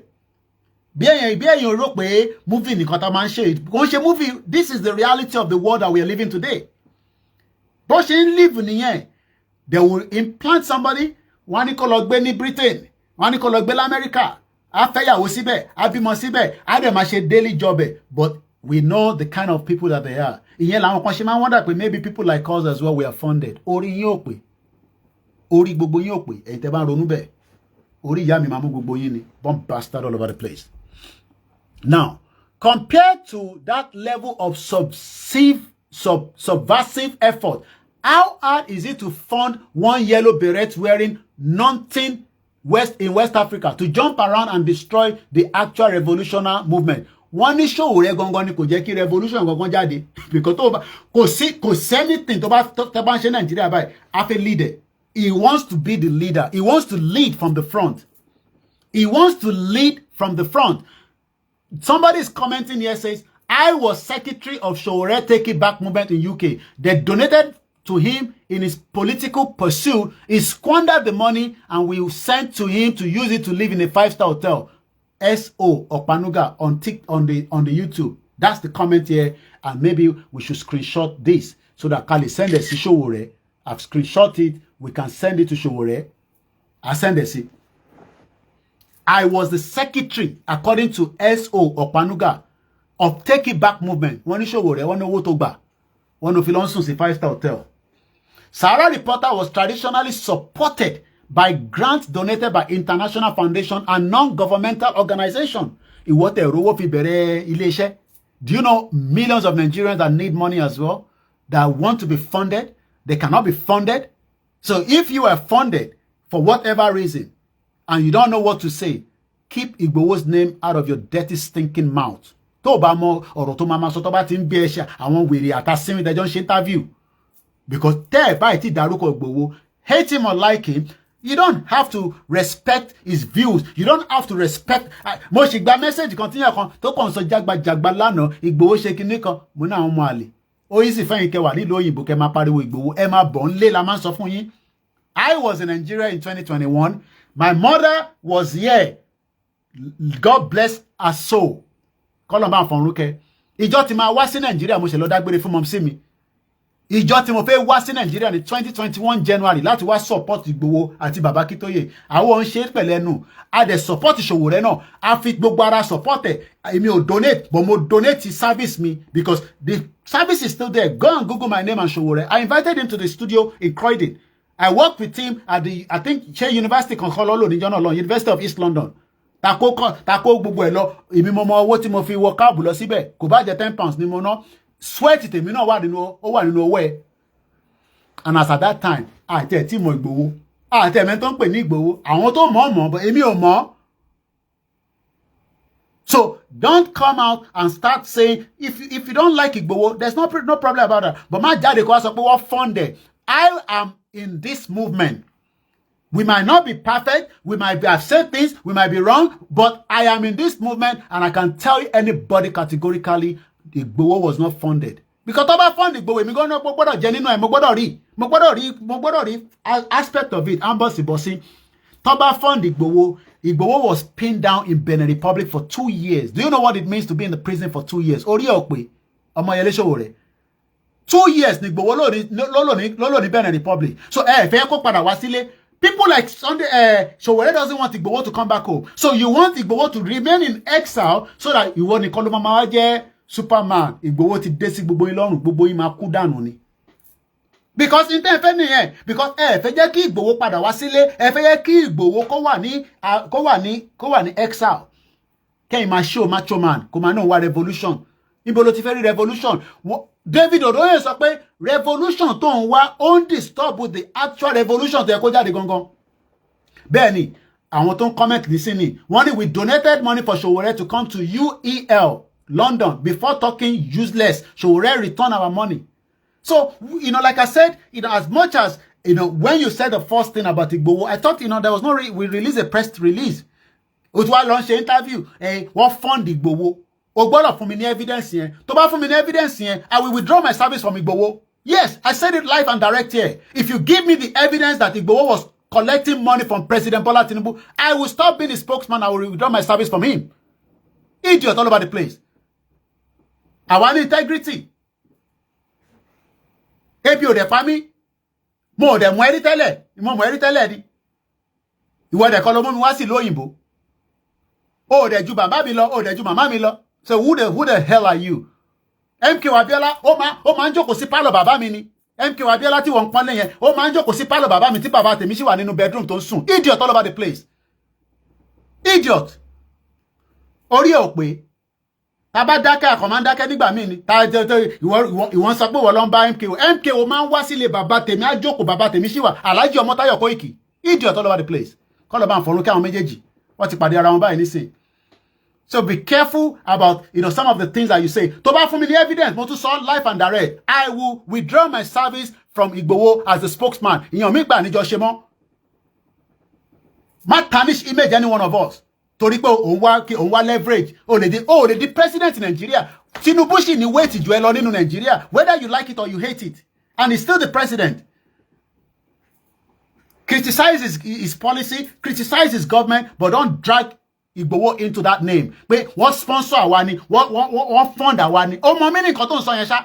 In tó lè gbọ́ omijé kúrò lójú èèyàn. tó bá pa mí sínú ilé Ìgbòho bí olórí burúkú eléṣe máa sọ náà nìyẹn pé wọ́n fọ́ǹdì wa ni kò ní dá fún òní ṣoríire fún ọ̀rọ̀ tó sọ yẹn tó bá yẹ pé wọ́n pa mí sínú ilé níjọ́ náà Ọlọ́run bó ṣe máa wá jáde nísìnyí tó máa sọ pé wọ́n fọ́ǹdì àwa náà nìyẹn àwọn èèyàn kàn ní ọmọ àlè ó pẹ́ kó tó kú dànù Ọlọ́run tẹ̀lé oníkọ́ máa pààyàn sínú ilé ikú yẹn ló bá pàyà yìí saying rubbish kí ló mí pé wọ́n fọ́ǹdì wa do you understand what you're saying owó tèmi lèmi fi ń travel yàtọ̀ sígbà tí mo lọ tí a fẹ́ ṣe July làwọn group kan ní Ìgbòho ní kó dáwó fún mi pé kí n fi lọ sí Nàìjíríà ó ìyá mi máa ń sanwó flight mi ti máa lọ sí Nàìjíríà ní àbí sí Benin Republic orí ò pé idiot all over the place tó bá yẹ pé wọ́n pa tó bá yẹ pé àwítán wọn ní òun lòún gba àwọn lédìké já àwọn lédìké òfò ló gbà jáde ìwọ ló sanwó lọ́ọ̀yà fún wọn ni ṣèbí àwọn diaspora ló contribute gbogbo aláṣẹ gbogbo ẹ̀ tí a pariwo síta ìwọ nìkan ló pariwo ni mo sọ fún ẹ pé ìwọ nìkan kọ́ ni mídíà mọ́ nísìn mídíà ti pọ̀ mídíà tó wà lẹ́yìn tèmi gan kò ń sọ̀rọ̀ 10 kò ń sọ̀rọ̀ 20 what the hell are you ta ni wọ́n ṣòwò rẹ̀ tó ń pariwo orí ẹ̀ ò pé rárá tó bá fẹ́ bá ọmọ Igbo destroy Nigeria lọ bá wọn destroy Nigeria bọ́ ẹ lè destroy ilẹ̀ Yorùbá àbáyín ta tán délẹ̀ gbogbo ẹnu ni mo fi sọ gbogbo ẹnu ni mo fi sọ èmi náà dẹ̀ ń bọ̀ nílé ó kù díẹ̀ next year ni ọdún yìí ni ó kù díẹ̀ bó bá wọn ẹni tó bá wọn ẹni kò sọ but o gbọ́dọ̀ fún wa ní evidence yẹn làwa need kí ló dé gan kí ni Ìgbòho ṣe fún gbogbo yín ó dé fìlà Tinubu òun ló máa kọ́kọ́ ṣe tẹ́nìkan ṣe rí ni kí ló ń bọ̀ lókè tí ilé ọgbà ilé ayé la ti rí kí ló ń bọ̀ lókè tí ilé ọgbà tó bá náà bá Tinubu ṣe ọba ṣe náà nìyẹn kí ló ń bí gbogbo yín nú fún ẹ fi sílẹ̀ lọ́rùn náà kí ló dé kò sí tó ń bọ̀ lókè ilé ayé tẹ́ pé gbà tí ìyá mi kú kò mú kankan lọ gbogbo tó ní ló kó sílẹ̀ kíla gbé kíla jù tẹ wá fi máa borúkọ ẹ̀jẹ̀ òun ló máa kọ́kọ́ sọ̀rọ̀ ni Buhari ò sọ̀rọ̀ tó tí tẹ́ ọba win Buhari tí wọ́n campaign fún kò sọ pé ẹ̀jẹ̀ máa ta sílẹ̀ ni ẹ ṣe get out get out jọ get out bẹ́ẹ̀ ni inú struggle yẹn ni màmá Ìgbòho kú sí ṣèbí màmá tiẹ̀ sì wà láyé inú struggle yẹn ni màmá ẹ̀ kú sí ẹgbẹ́nu lọ sọ àwa máa dúró ti Ìgbòho bẹ́ẹ̀fẹ́ àfi tó bá fún mi ní evidence pé ó gbowó lóòótọ́ Koiki evidence ni kó dẹ̀ fi síta náà kí gbogbo èèyàn rí lágbàáyé kó má jẹ́ pé mi nìkan ló máa fún I'll tell Ìgbòho that I can't be your spokesman anymore but ìyàn mi pé relationship wa máa tán à ń bọ̀sibọ̀sí o lè fún alẹ́ evidence yẹn idiot all over the place tó bá ń campaign ní sin tó bá release owó pé kó fi ṣe security ìyẹn ò lè kà yẹn mọ́ kí ló dé gan kí ni wàhálà Ìgbòho kí ni Ìgbòho ṣe ó ń bá Fúlàní jà ó dẹ̀ ní Buhari òun ò fẹ́ kọ́ tẹ́ ń ṣe ó dá ká kúkú pín Nàìjíríà tó bá yẹ pé ó bá sójà ìjà níjọ́ náà lọ́hùn báwọn olórí burúkú eléṣe máa jáde nìyẹn tó máa kọ̀kọ́ kúkọ̀ sínú pépà Ọlọ́run tó fún lọ́pọlọ ó rò pé kò lè bá wọn jà níjọ́ yẹn ni ẹ rò pẹ́nu ni ó lè bá wọn jà but àwọn nǹkan míì wà ìyàn kò ń ṣòwò ẹ̀yin mọ àwọn nǹkan tó dìde sí ni pé wọ́n ìjà wo ló fẹ́ jà ẹ fi fìjà sílẹ̀ wọ́n ní mọ̀jàmọ̀sá la fi máa akíkanjú tó bá mọ̀ jà tó bá mọ̀ ọgbà tó yẹ kó fi sẹ́yìn wàá bógun lọ ẹlòmíì ló máa wá kọ ìtàn ẹ àwọ̀ ọ̀dẹ̀ ní jókòó kéèyàn kan wá kọ ìtàn tiwa lágbára Ọlọ́run Ìgbòho lè dàlúrù ó rò pé a lè dàlúrù ni a lè dàlúrù but at some point bàbá Akíntóyè ní kò sí tó jọ sẹ́ẹ̀ ọ̀nà tá a máa fi gbà Yorùbá máa bára wọn jà nọ́mà nìyẹn ní gbọ́ síra wa lẹ́nu bọ̀ lórí pé kílẹ̀ Yorùbá da náà kọ́ ni gbogbo ń sá fún ni àtẹni tó fẹ́ restructure àtẹni tó fẹ́ regional àtẹni tó fẹ́ kí Nàìjíríà kó pín àní kílẹ̀ Yorùbá kó tẹ́ wa lọ́rùn ṣé bọ́ ṣe dá airport sílẹ̀ nísìn ṣé kò ní tẹ́ mi lọ́rùn kí n gba London lọ sí Ogun State ó tẹ́ mi lọ́rùn nàdá kí n lọ sí Lagos State kí ni mo fẹ́ lọ ṣe ní Lagos State so kò ṣe pé àmọ́ tó yẹ ká ṣe èyí tí wọ́n fẹ́ ṣe ní revolution yẹn ìwọ ò lè ṣe ni because wọ́n ní agenda ni in tí wàá dẹ̀ kà lọ́dọ̀ David Odoye ká tó máa tẹ̀síwájú ká kọ́ gba call bí méjì mẹ́ta àti pé a ti wà ní exactly 1 hour wọ́n ní ó gba $175,000 lọ́wọ́ Ford Foundation wọ́n donate fún ẹ wọ́n ní ó gba $450,000 grant lọ́wọ́ Omidia Foundation wọ́n ní Sahara Reporter Media Foundation was awarded $1.3 million between 2016 and 2019, 17, 18, 19 for 3 good years. Wọ́n ó gba $1.6 million. Kò ń ṣe pé kàn fún wọn ní student. Mo pé òun take àwọn dáadáa, òun fún wọn ní nítorí kó fún wọn tó ń ṣe pé kàn lò wọn bí ti Nàìjíríà. Ṣọ́rẹ́ o, ìwọ ọmọ Yẹlé Sowore àbí kí ló ń pè kó ṣọ́rẹ́. I don't want to come out for you again because kò wọ́tẹ̀. Ó dẹ̀ lè jẹ́ gbọ́n mi. I am 48 years old. Ọmọ ọdún mélòó nìyẹn? Mo mọ ẹ̀gbọ́n mi, mo mọ ẹni tó jẹ́ ẹ̀gbọ́n mi, step brother mi ti pè mí lánàá, a sọ̀rọ̀ lánàá. So iṣẹ́ ẹ̀gbọ́n mi tẹ́ bá sọ pé kíní. Mo dẹ̀ ń ṣe ọmọ tálákà o. Má rò pé ọmọ tálákà tó dìde lẹ́yìn tó wá Yorùbá nation tó fẹ́ fi popular irọ́ o. Lọ ṣe finding rẹ̀ dáadáa. Ìdílé tèmi fi wá ìdílé tó dáadáa ni o. À ń ṣe jágbàjàgbà. Tíyá mi àti bàbá mi fi kú láyé wọ́n ṣe jágbàjàgbà. Bẹ́ẹ̀mi náà tí máa fi dàgbà tí máa fi dògbò ní bá jágbàjàgbà lọ́wọ́ mi. Tí Tinubu bá ní tí president Tinubu àti Ìgbòho bá náà jọ fẹ́ ṣe nísìn kí ló wà níbẹ̀ kí ló ń bọ̀ lókè tí ilé ọ̀gbàrí. Trump gan ó sì sọ fún Iran pé ẹ jẹ́ ká sort problem tó wà lẹ́yìn fún òun máa blow gbogbo nǹkan dànù. Ṣé káwa wá bá nǹkan tá a bá bá nǹkan jẹ́ ṣé àwa náà kọ́ la máa padà tún ṣe ni. Ìgbòho dẹ̀ ní òun lọ ní that route òun fẹ́ security ẹ̀ fún òun ní security àbólẹ̀ Yorùbá. So that is about it with Sowore. Ẹ̀yin tẹ́ bá mọ̀ Sowore ẹ call attention ẹ̀ ẹ̀yin àgbàlagbà lẹ̀ Yorùbá ẹ call attention Sowore. Àwa lè bá sọ in a civilized like this àwọn kan lè má gbà fún bẹ́ẹ̀ because Nigeria is so tense lọ́wọ́lọ́wọ́ tá wà yìí. So ẹ wọ́n Sowore ẹ̀yin àgbàlagbà ẹ̀yin ọba ẹ pé ìwọ tó lọ disrespect Ọọ̀ni of Ifẹ̀ nílé Ifẹ̀ orí ṣe ọmọ Yorùbá ní ìwọ́ṣá orùpá àgbàgbé gbogbo yẹn ni àgbàgbé gbogbo yẹn náà ó lọ sódi ilé kábíyèsí ó lọ ń disrespect oní kábíyèsí ti pẹ́ láti jáde wúdẹ̀ ta ni wọ́ ọmọ ta ni ẹ́ gan ní Nàìjíríà sọrúkọ bàbẹ́ àti ìyá ẹ̀ fún wa ká mọ̀ ìbò lọ sílé Ifẹ̀ tó lọ disrespect wọn ṣọ́rẹ́ o Sowore kò ṣọ́rẹ́. So I open the phone line ẹ tó bá fẹ́ pè so ká lè end the broadcast yìí kí n kàn fẹ́yìn èèyàn wa náà ní àyè méjì mẹ́ta so nọ́mbà náà tẹ máa ń pèsè náà ni ẹ tó bá ti mọ nọ́mbà studio wa tó bá dẹ̀ yẹ pé the other number ẹ náà lè fẹ́ pèsè méjèèjì wà open so kákọ́ ṣe ní kíákíá so iṣẹ́ pọ̀ tá a fi ṣe ìyàn rẹ̀ ní ẹ tó bá fẹ́ support ilé iṣẹ́ wa ẹ support wa àwa gún lọ́ntì ẹni mo kí bàbá mi David Adegoye ẹnjìnà Ọ̀pánúgà ẹ pè mí nígbà tí alájà kú mo bá yín jà ẹ pè mí rárá kò ń ṣe relationship mà ti ní UK bíbà so a lè kúkú bára wa jà tẹ́lẹ̀ rí so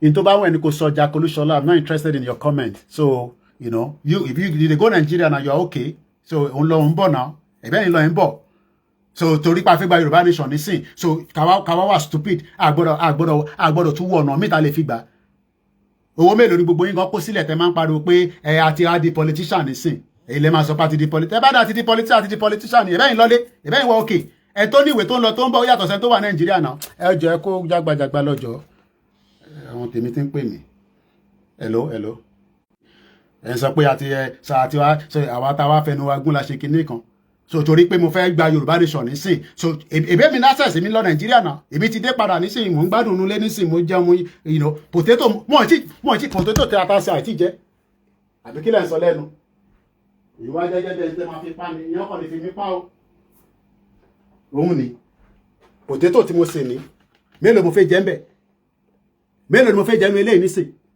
ẹyin crate 12 ni mo rà 12 pieces ni mo rà mo ì tí di ẹyin sí nígbà tí mo rí átíkù yẹn ni mo ní kí ló tún ṣe bọ̀bọ̀ yìí ṣe ṣọ́ra yín ọgbẹ̀yìn tẹ máa ń sọ pé kinní kan Koiki ìwọ náà ti ṣe kinní kan ẹ̀yin ẹ fira yín sílẹ̀ náà púpọ̀ nù yín gan tẹ́ẹ̀lì ṣe táwa ń ṣe tẹ bá dáwó fún wa nígbà yẹn pé tá à ń ṣe tẹ́ẹ̀ bá dẹ̀ láìkò tá à ń ṣe mọ́ kẹ fuck off bẹ́ẹ̀ ni mo sọ ẹ fuck off tẹ bá dáwó fún wa nígbà yẹn tẹ́ẹ̀ dáwó mọ́ ẹ fuck off ni mo sọ àwọn pẹ́lá kí ni wọ́n ṣe tán fún wọn lówó tán support wọn ẹ ṣọ́ra yín jàre kẹ get out èèyàn máa lè a bá gbogbo yín jà ẹ máa sọ pé Ìgbòho ṣe kíní kan ẹ ṣe jẹ́jẹ́ o gbogbo ẹ̀yin òṣì tẹ wà lórí labroad tẹ wà ní Dublin tẹ wà ní UK tẹ wà ní America bí kò fi dá fún gbogbo yín ní ṣeré ni kò fi dá fún gbogbo yín ni mo gbọ́ owó lọ́wọ́ yín ni ibi tí mo ń ṣẹlẹ̀ dúpẹ́ fún tí ẹ bá dẹ̀ ní like tí gbogbo ẹ block channel mi kẹ fuck off kúrò channel mi ẹgbọ́n sókè bàbá mi Emmanuel ní dá fún gbogbo yín ẹ ṣeré wọ́n ti wọ́ wọlé o á ṣe wèrè fún gbogbo yín. ẹ ṣe sùúrù bàbá Koiki. kí la gbé kí la jù èmi nìkan lọmọ Yorùbá ni tó bá pa mí sínú ilé Ìgbòho níjọ́ yẹn kí lẹ máa ṣe sí ní dá fún gbogbo yín ẹgbọ́n sókè kí tó tún gbé kọ́ọ̀lù mi. sùúrù la máa fi ṣe. bẹ́ẹ̀ ni ìkùnsínú tó lọ tó padà wá pẹ̀lú ìborí àdúrà náà yín sọ. ẹ ṣe jàre èèyàn mi ẹ ṣe gan-an ti calm down ẹ jẹ́ mú mi kí n calm down alájà gan ni inú a máa bí wọn pé akínú mo tó wá ń ṣe lálẹ́ ìlà àbí lọ́sàn-án yìí wọ́n gbọ́ ń jàre má bínú. sùúrù lèmi kàn máa sọ fún yín pé kẹ́ ṣe ẹ má bínú lórí afẹ́fẹ́ tó lẹ́yìn ọba bínú ó máa sọ àwọn nǹkan míì tí wọ́n kò sọ jẹ́ kí wọ́n máa sọ nǹkan tó ń sọ àdúrà tẹ̀bi ti ń gbà tẹ́lẹ̀ látẹ̀yìnwá ni pé kí gbogbo wa wà papọ̀ àti kí sábà wà united our goal will be easily achieved but they are not. Bàbá Adébánjọ kan sọ ó náà yẹn máa ṣe Yorùbá nation lọ ká máa ṣe restructure lọ gbogbo àjọ pàdé lókè. So ẹ má fetí sí nǹkan tó ń sọ ibi táwọn ń lọ ní ká kọjú sí. Oye ẹ ṣé gan ni thank you so much mo dúpẹ́ lágbára Ọlọ́run àníbára ọjà ẹ ṣé gan ni thank you so much. Mo kí gbogbo ẹ̀yin èèyàn wa lẹ́ẹ̀kan sí ká tún gba kọ́ọ̀bù méjì mẹ́ta sí ká tó máa tẹ̀síwájú ẹgbọ́n sókè straight up to the point ẹ bá wa mute background ẹ ti wọlé ẹ lọ straight to the point ẹ ti wọlé láti Dallas ẹ má bínú ẹ̀yin èèyàn wa wọ́n bọ̀ wá ṣe broadband mi láìpẹ́ ìta bá ti ṣe gbogbo àwọn máa gbádùn program ó kújọ́ mélòó kan ẹ ló kọ́lá ẹgbọ́n sókè sẹ́ẹ̀.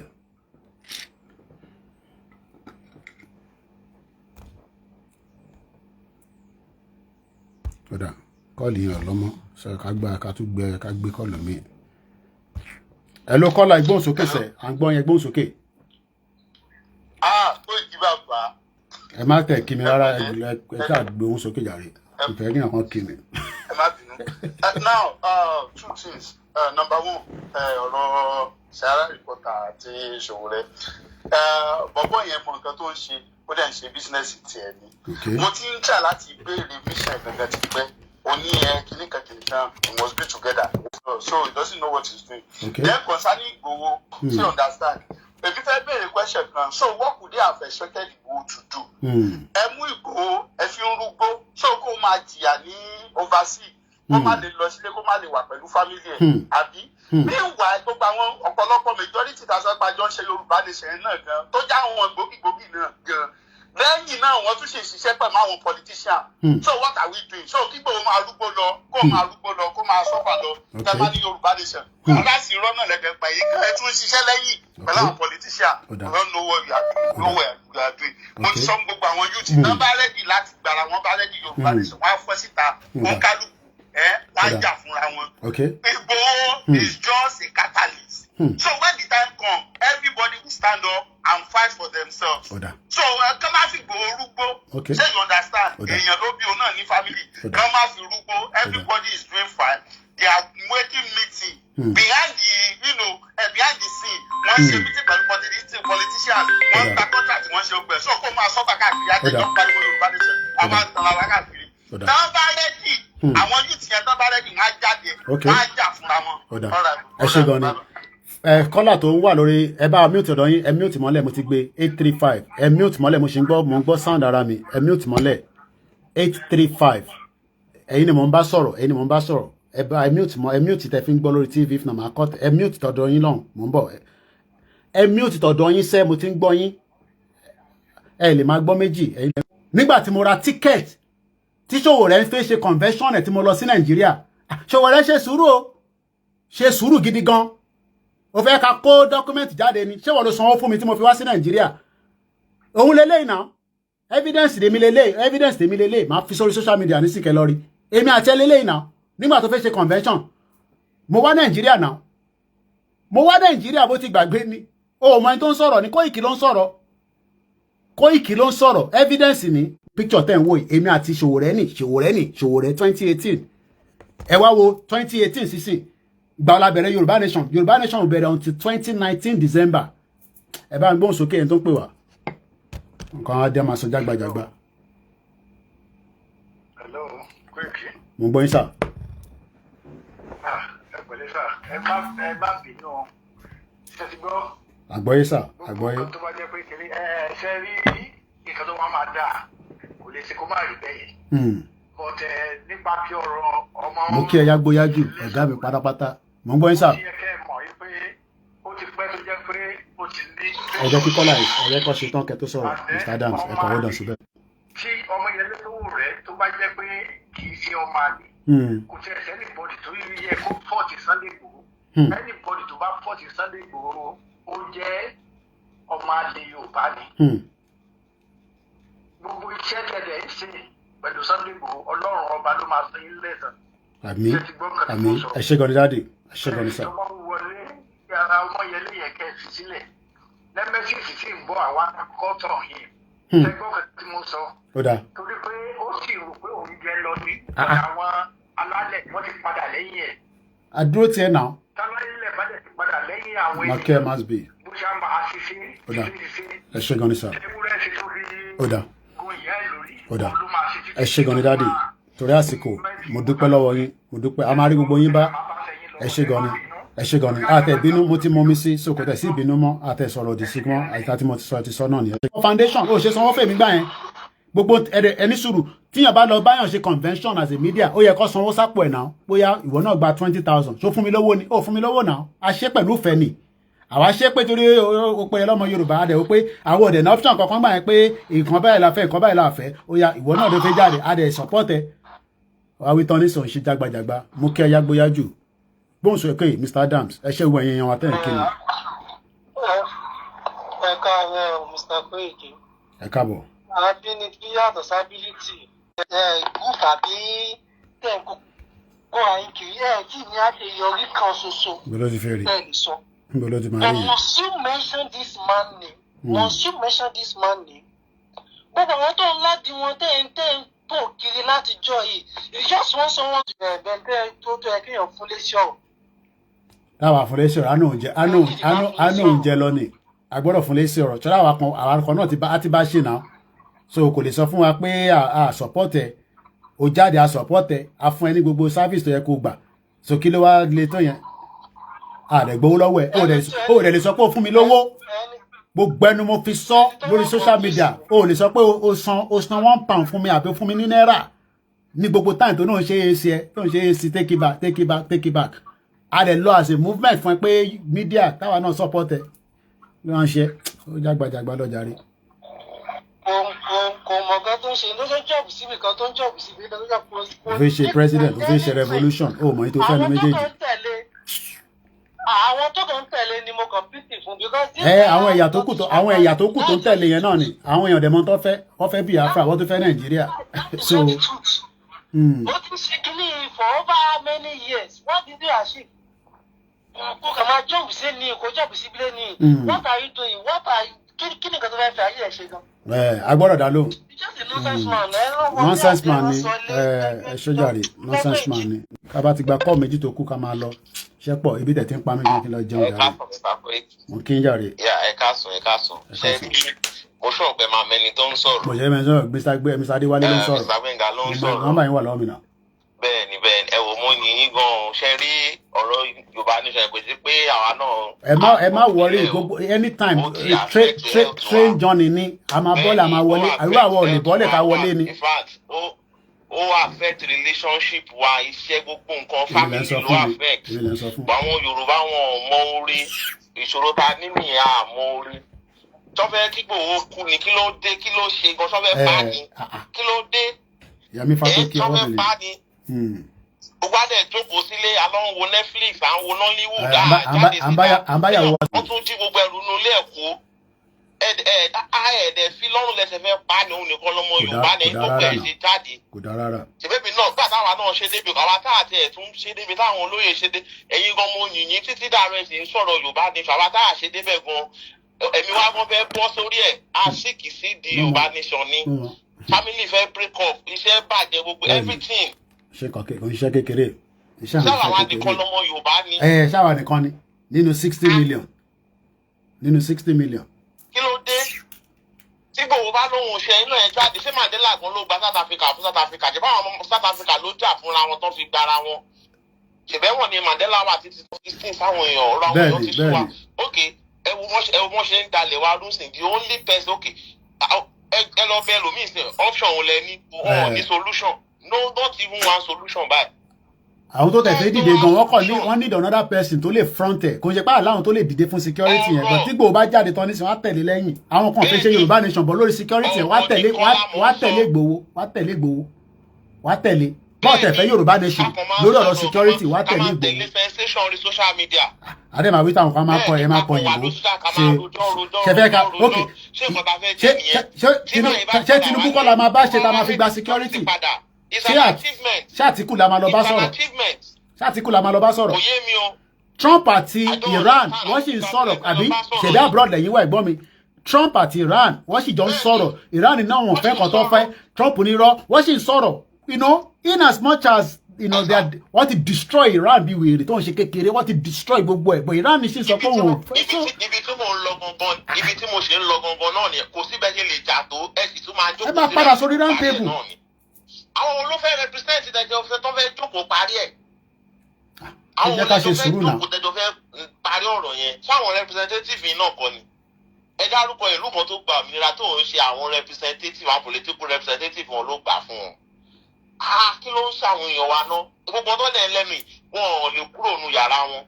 ẹ wù bàtà fi ń pariwo mẹ́gàrálì. ẹlòmíì mo rí rí kó jáde wọ́n jáde ní gbogbo táyà tá a fi ń pariwo gan ní abroad. ẹ jẹ́ ká máa wòran mi sáré gbẹ̀ngàn ẹ jẹ́ ká máa wòran. ẹkùn afẹ́ kí máa yẹ fún ọ kókó ara ní káàkiri bó tẹ̀ ní láàrin lágbára lọ. àmọ́ ìyẹn olóyè sọ dignity tèmi àsọmọ Yorùbá o ìgbà tó jáde yẹn tán báyìí èmi gan mo mọ̀ kọ́mọ Yorùbá ni mí. àbí kí la máa ṣe sí. bẹ́ẹ̀ ni ó wà ń bẹ pàṣẹ nìkan láàmú àmàlà àbùlà ká ṣe pàtí àtọ́bí ká má ṣe pàtí bọ̀ ẹ̀kọ́ tó ń kan ọ̀rọ̀ ilẹ̀ wa lélẹ́yìí ẹ jẹ́ ká dá sí wọn ò ní dá sí. bẹ́ẹ̀ni tó yà wọn náà ó ti tẹ̀lé olóṣèlú ó ti ṣe kíní kí lẹ́yìn ṣe. kọ́má ìyẹn nípa wo ló ti kó lọ́rọ̀ ìyẹn ní kọ́má wákàtí máma dá wèrè yẹn lóun ọpẹ́ ní gbọ́n wèrè dànù ọmọ àlè. ìbánisọ̀ yẹn ni best option bọ̀ ẹ̀ lè rí gbà máa gbà. ṣé ọ̀rọ̀ tó ń sọ ẹ̀gbọ́n ṣó make sense òun ni best option bọ̀ wá lè rí gbà. òun ni best option lè rí gbà ọ̀dọ̀ ọlá máa fi gbà. understand àwa Yorùbá ó sú mi òun sọ fún ìwọ tó ń sọ̀rọ̀ tó bá tí wọ́n tó ń ṣe fún ní best option ìwọ join ilé ìjọ tí wọ́n bá wá join a máa gbà. ọ̀fẹ́ bẹ́ẹ̀ jàre ọ̀fẹ́ káwa lọ forí gbakú yẹn káwa máa àdé forí gbakú fẹ́ ní bọ́dì pé yẹ kó máa forí gbakú fẹ́ ní bọ́dì rọ̀lẹ́ pa gbogbo wa lájọ kí. ẹ má dáhùn lóhùn brother mi. ẹ má dáhùn lóhùn. mo sọ fún yín àní fámìlì mi ó dàrú tán. èmi lè sọ mọ́mọ́ mo nearly drop out kúrò ní yunifásitì lórí ọ̀rọ̀ Yorùbá nation yìí ni. àdúrà wa gbà yàrá ẹgbẹ́ mi ẹni tó dánwó gan ó ń sọ jágbàjàgbà ní sí. ẹ má dáhùn lóhùn. ẹ má dáhùn lóhùn àwọn tó tẹ̀ náà kan tó ń ṣàdúrà gan wọ̀ tí complain.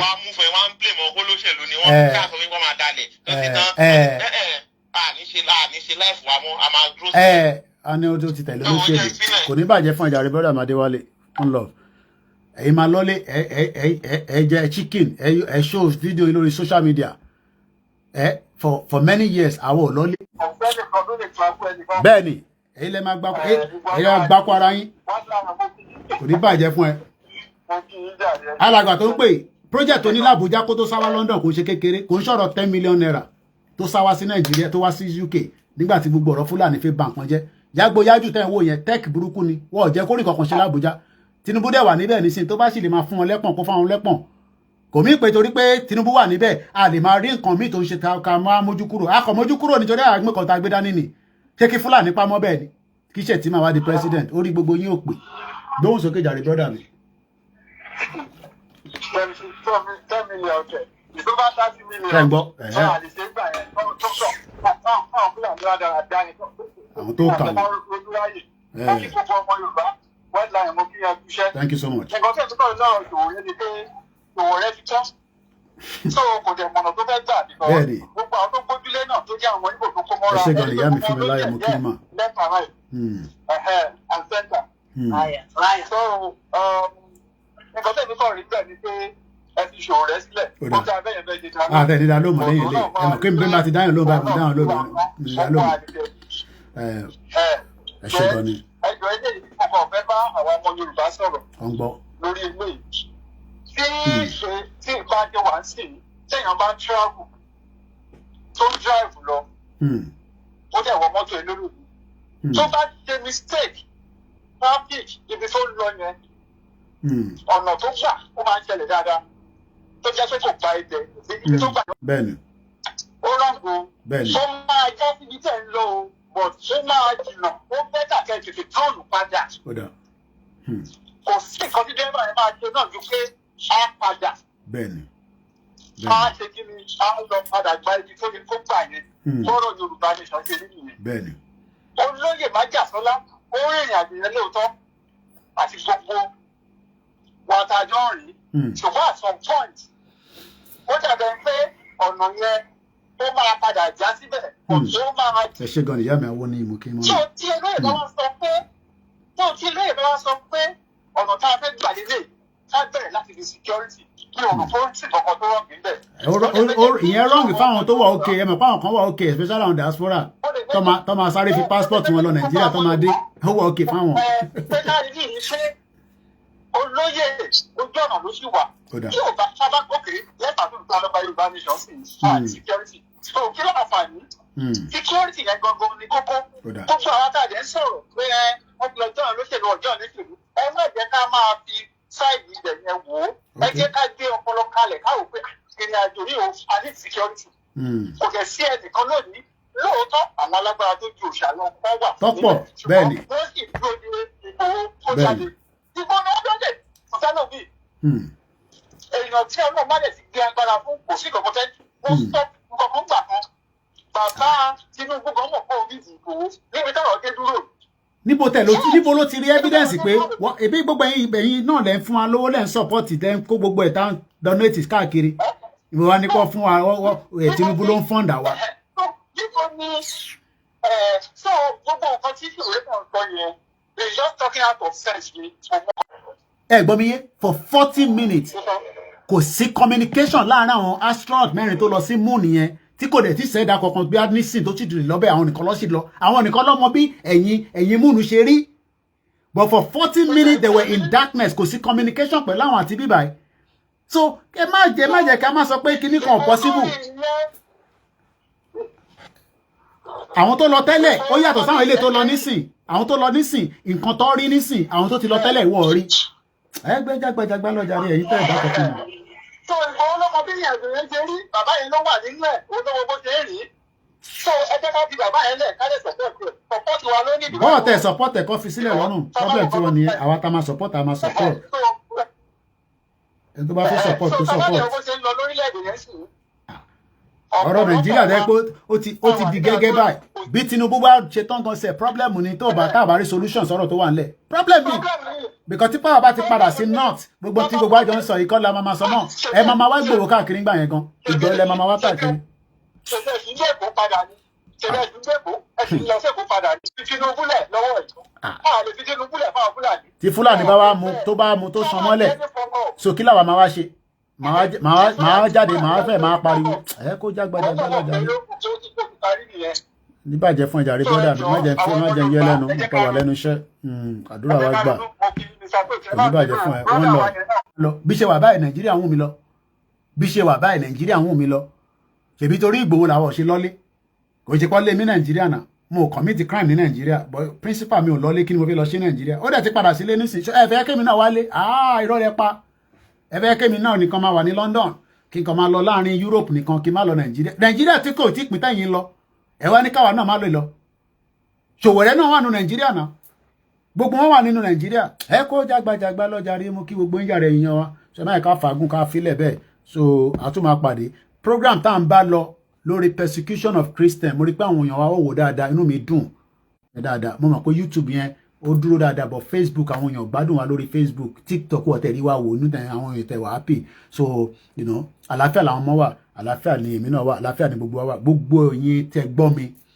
ẹ kúkú ti mọ̀ mí pé ìyá mi ti ní má búyàn má ṣe pé tèní ẹ jẹ́ kákọ̀ gbà bẹ́ẹ̀ ẹ bá wa sọ fún Sowore kó keep ẹnu ẹ̀ dákẹ́ kó shut up ẹnu ẹ̀ so kídẹ́kọ̀ àtọmọ yíbò mú mọ̀ ẹ́ rí ni you and must be ashamed of Igboho àbí Igbo person you dey craze àbí you no be Yoruba why you dey cry for my matter ọmọ àlè kí ló ń why our own matter dey pain una Igbo people why our own matter why you carry my own problem for your head àbí Biafra na me put Nnamdi Kanu for prison why una dey talk about Igboho na your father ẹ̀yọ́ màlè why you dey cry for our matter why àbí ìyá mi àwọ níyì why you dey put our own matter you leave your own people wey dey campaign for Biafra wey dey campaign for Peter Obi you no know wetin una want na the same people want Peter Obi na the same people want Biafra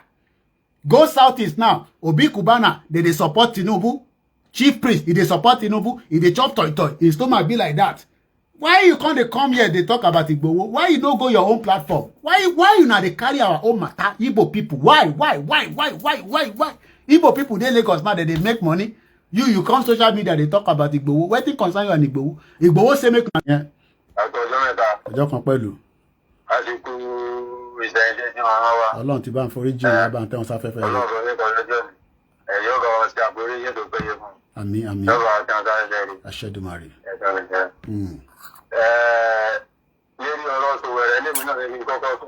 Ẹ̀gbọ́n sókè sọ.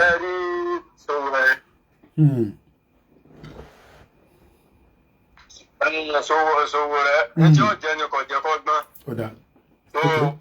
Ó sì tún wá ọgbọ́n láti kó àwọn dèdèrìn mọ́ra láti máa gba owó ní ọwọ́ wọn káàkiri. Kí ló ń dárúkọ Ìgbòho fún kó gbowó náà? Tàbí ẹ̀fọ̀ ló ń gbowó, èmi náà ń gbowó náà. Kó má dárúkọ Ìgbòho náà. Kí ló sọ pé Ìgbòho gbowó lọ́wọ́ Tinubu fún? Ìtí yẹn náà sọ nìyẹn níbi other time náà tó ní Ìgbòho ti wá gbowó lọ́wọ́ Tinubu. Sowore náà tuntun ti jáde nísìn. Kí ló dé? Kí ni Ìgbòho kan ṣe? Èyí tó fi ń dákọ̀ bàbá Sunday Igboho ni wípé nítorí wípé òun àti Tinubu gan wọn gbá tara wọn. Àwọn ọmọ Ìgbò lòun dẹ̀ ń ṣiṣẹ́ fún díẹ̀, ó sì ń pè rẹ̀ lọ́mọ Yorùbá. Sowore ò kí ń sojúlówó ọmọ ọkọ Yorùbá náà. Àní tí Nàìjíríà bá pín tán, irú gbogbo àwọn Sowore yẹn wọ́n sí lára wa ìran Yorùbá. Torí èyí tí wọ́n ń pè ní orílẹ̀-èdè gidi, díẹ̀ àkóso orílẹ̀-èdè gidi. Èèyàn kò sí bí wọ́n ṣe ní mọ ojúlówó ọmọ ọkọ ní orílẹ̀-èdè gidi. Orílẹ̀-èdè wo ló máa tó orílẹ̀-èdè gidi tí wọ́n kì í ṣe DNA test? Kò sí. Orílẹ̀-èdè tí ò ní identity, tí ò ní database, orílẹ̀-èdè nìyẹn. Ẹ̀rọ pé Sowore ó ti ka PhD. Àwọn òyìnbó ọ̀gbọ́dọ̀ ní irú ọmọ bíi bàbá Sunday Igboho yẹn kí wọ́n jẹ́ kí ìyá kẹ́kọ̀ọ́ jẹ́. Ọjọ́ ọba ń gbọ́. Àkàtọ́ wa ń bèèrè èmi náà wà níbi iṣẹ́ ẹ jẹ́ kí n ṣe é sílẹ̀ nígbà tẹ́ bá fẹ́ bẹ̀rẹ̀ tó náà. Ẹ̀yáṣẹ́. Mo kí gbogbo èèyàn wa, ẹ̀yin olólùfẹ́ wa káàkiri. The last call lélẹ̀ kọ́má ní Koikimedia pé ò gbé kọ́ lẹ́yìn ilé ànílé ìgbà kọ̀ọ̀kan mọ́. Mo kí gbogbo alẹ́ nǹkan sí. Èmi ò ní kankan against Sowore torí pé mo ṣiṣẹ́ fún Sowore. Mo ṣiṣẹ́ tó ń ṣe kékeré ni o. Àwọn tó wà ní UK lè testify sí o. Nígbà take it back movement ní 2017 evidence ni ẹ lọ sórí Facebook mi, mo ti ju picture síta o. Mo ra ticket lọ Nàìjíríà lọ bá Sowore lọ bá wọn ṣe convention. Ẹ̀yin ní the last caller wa, ẹ wá bá mi ṣe ní kíákíá ká lè lọ jẹun, ibi tí ń pa mí díẹ̀ ẹjọ́. Ó yá ìgbóhùn sókè. Ìyá ẹ rà sá ẹ kú iṣẹ́ bàbá Koiki ẹ̀dẹ̀kú ọ̀rọ̀ ti màmá. Níyàn bá ń ro tìyá yẹn lójoojúmọ́, ìrìn máa tútù drop ní sí máa tún máa wà lẹ́gbẹ̀ẹ́ kan báyìí. Ìyá mi ti lọ, ìyá ọmọ olóko, ìyá ti lọ, àdúpẹ́ fọlọ́, ẹgbẹ́ sókè. Ẹ wò bó máa ń ṣèyàn nìyẹn kọ́ lọ́n ṣàánú. Ọlọ́run ṣàánú. Kò tẹ̀ ń ṣe gbàdé bí bá pa mí tí bá fi lọ sílé ìyá mi báyìí máa sáré lọ jọbẹ̀, tí bá fi jẹ tìyàwó mi máa sáré lọ jẹ tìyá mi, gbogbo yẹn ní sì kò sí mọ́ báyìí, àfikọ́lọ̀ kó ṣàánú. Ó yẹ gbóhùn sókè. Ti bàbá Ìgbòho ẹ̀tọ́ yín náà ní kẹ́ bá ṣe so gbogbo wa lè mọ̀ pé nítòótọ́ bàbá Ìgbòho gba owó because àwọn èèyàn ń believe ẹ̀, ọ̀pọ̀lọpọ̀ àwọn èèyàn ń believe ẹ̀ Nàìjíríà. So one number two ṣe rí òun fẹ́ yọ̀nà náà kankan fún yín. Okay sir. Ṣe rí Yorùbá ní Ìbàdàn ló mọ̀ láìpo. So bàbá Ìgbòho ló láìpo fún àwọn èèyàn. Láìpo Yorùbá yẹn dépò díẹ̀ mo gbọ́ rárá rí láìpo. Bẹ́ẹ̀ni àwọn tí wọ́n ń ṣe ara wa tí wọ́n ń ṣe ọmọ Yorùbá tí because gbogbo ọmọ Yorùbá kò sẹ́ni tí làákàyè ò pé. Bí àwọn ọmọ tẹ bá bí wọ́n ṣe àti lọ́rẹ̀ tó fẹ́ pọ̀ ọmọ Yorùbá ni ọmọ tẹ bá bí ẹ máa ń làákàyè tí ọmọ Yorùbá lórí wọn. Àwọn ọlọ́dúnrún ló ṣe bẹ́ẹ̀. So àwọn tí wọ́n ń ṣe ara wa tó jásí pé àwọn ọmọ àtọ̀rìnwá ìran wọn ọ̀n ṣe àwọn Yorùbá bàbá wọn ìyá wọn ṣe ọmọ Yorùbá àwọn ni kùnà ọ̀rẹ́ yẹn ò ní yé. Bí mo ṣe rí bàbá Ìgbòho yẹn mo nígbà tó wọ APC mo ní káàrí ọmọ ọkọ lẹ Yorùbá because kò ń ṣe Fúlàní ló wà lórí ipò náà. Tí bàbá Ìgbòho bá pe anybody ló pé ó yá ẹ̀pọ̀ pé everybody jókòó pé nǹkan báyìí ló fà á tí mo fi ṣe báyìí ó lákàyè wá yẹ kó sọ fún wa àṣọ ọmọ Yorùbá ògidì ọmọ Yorùbá òkè tó bá mo ní tó bá yí pé mi bàbá yẹn màá lọ rán agbádá ńlá màá gbé kíní ẹ̀ síwájú màá gbé sẹ́yìn wà láìtàláì nǹkan tí mo sọ fún ìyàwó mi nìyẹn yes nǹkan tí màá ṣe nìyẹn because ọmọ Yorùbá ló wà ń bẹ̀ afẹ́ akọ̀ nǹkan tó ń ṣe fún àwọn Yorùbá. ẹ jẹ́ bí ní kankan mo lè fẹ́ ká wà honest ṣé wọ́n tẹ̀ fẹ́ ká bá Tinubu dialogue because kò ń ṣọ̀rọ̀ negotiation ká tẹ̀ dialogue ká jókòó ṣé àwọn èèyàn fẹ́ yẹn rárá ni. ṣe lè fọ́ọ̀sì wọn kọ́kọ́ jára ọ̀ níjà ọmọ àṣìmá wọ ọmọ gan ẹni dáadáa ni màmá tẹ́ bá ti rí kọ́mẹ̀ntì wọn ẹ ti máa mọ̀ pé ilé ìṣẹ́ ọmọ Yorùbá. ẹni tó ń lọ Nàìjíríà tó ń gbádùn tí mo rí picture yín ẹ wá ń sọ pé Ìgbòho ti betray yín ẹ̀yin dẹ̀ lọ Nàìjíríà tí mo rí táwọn ti gbóyin gbádùn tẹ ní project èmi gan lọ Nàìjíríà ebi ẹ rò pé màmá ìyàwó mi wà Nàìjíríà àwọn fámìlì mi wà Nàìjíríà ẹ̀yin gan tẹ́ ẹ̀ ń wò mí gan mo lè ní ká ọjọ́ apá ebi VDM ló ń lọ káàkiri yẹn tó ń ra búrẹ́dì tó ń jẹ lójú títì tó ń gbádùn ayé ẹ̀ tó dẹ̀ ń dáwó fún tó kí ló wá dé tèmi náà lè wá Nàìjíríà tí ló dé tí Ìgbòho lè wá Nàìjíríà tó bí Ìgbòho ṣe wọ Nàìjíríà yẹn nísìnyí ó ti ń bí gbogbo yín nú ẹ ṣe sùúrù wọn ní láìpò is advanced wisdom okay kódà. bí bàbá Ìgbòho ṣe wọ Nàìjíríà tó ti lè free yẹn ó bà ọ̀pọ̀lọpọ̀ ọ̀nù jẹ́ ìyẹn lásán but opportunity ẹ̀yẹ kí ni pé ó tilẹ̀ jẹ́ olóṣèlú yẹn ọ̀ ń fi yẹn kẹ́wọ́ níbọ̀ ìbànújẹ́ ọkàn pé ó ṣe máa wọ Nàìjíríà ó ṣe máa free ẹ̀ nǹkan tó ń ṣẹlẹ̀ nìyẹn. ẹ lọ bá bàbá Ládọjà ni o ẹ lọ bá bàbá Ládọjà ni o kò sí ní ta máa ṣe sí yẹn o. ẹ jẹ́ fún yín ní clue kan àwọn bàbá wa máa ń sọ pé oní portfolio oníkógun má jàlú àwọn Yorùbá tẹ máa ń sọ ní wọn dùn tó bá gbé portfolio ẹ̀ báyìí ó ń lọ nìyẹn so àwọn làwọn tó ń wò against bàbá Ìgbòho pé ó ṣe máa jẹ ó ṣe máa ṣe kíní kan. ṣe mo dúpẹ́ àtújọ pàdé mo máa save nọ́mbà yín torí mo rò ká sọ̀rọ̀ ní ẹ ṣe gan ni potato yẹn máa kọ́ lọ tún wọ́n mi mo kí gbogbo èèyàn wa bàbá mi wà rí jìnnàdù no indigenous people exit freely ìyẹn ò ní ká stop ṣẹ́rí ìyẹn ò ní ká stop Yorùbá nation wàláì Yorùbá nation sì máa lọ ó máa lọ ìyẹn kan ṣe ní lọ́sìn ní Mr. Koiki àwọn fẹ́ flag ilé show address wọn ẹ rí flag Yorùbá nation ló wà náà mo lọ bá wọn poster flag Yorùbá nation ló sì wà ń bẹ̀ so ọgbọgbọ́n náà ni gbogbo nǹkan gbà Yorùbá yẹn ní agbára díẹ̀ o láìpo LAIP mo ra sọ́ní moderate torí tẹ́lẹ̀ àti sọ́ní gbàgbós àwọn kan mi wà tẹ́kọ̀ lè gbọ́ pé Koiki ò bá dẹ̀ máa sọ̀rọ̀ bẹ́ẹ̀ ẹ bá mi oyè yín so ìyá mi gan kó tó kú ó sọ fún mi ó ní máa easy nọ́mbà tó ń pè sí yẹn kọ́ ló máa pè sí o nọ́mbà tó ń pè sí yẹn kọ́ ló máa pè sí o ti mọ̀ pé nọ́mbà yẹn kọ́ ló yẹ kó pè sí o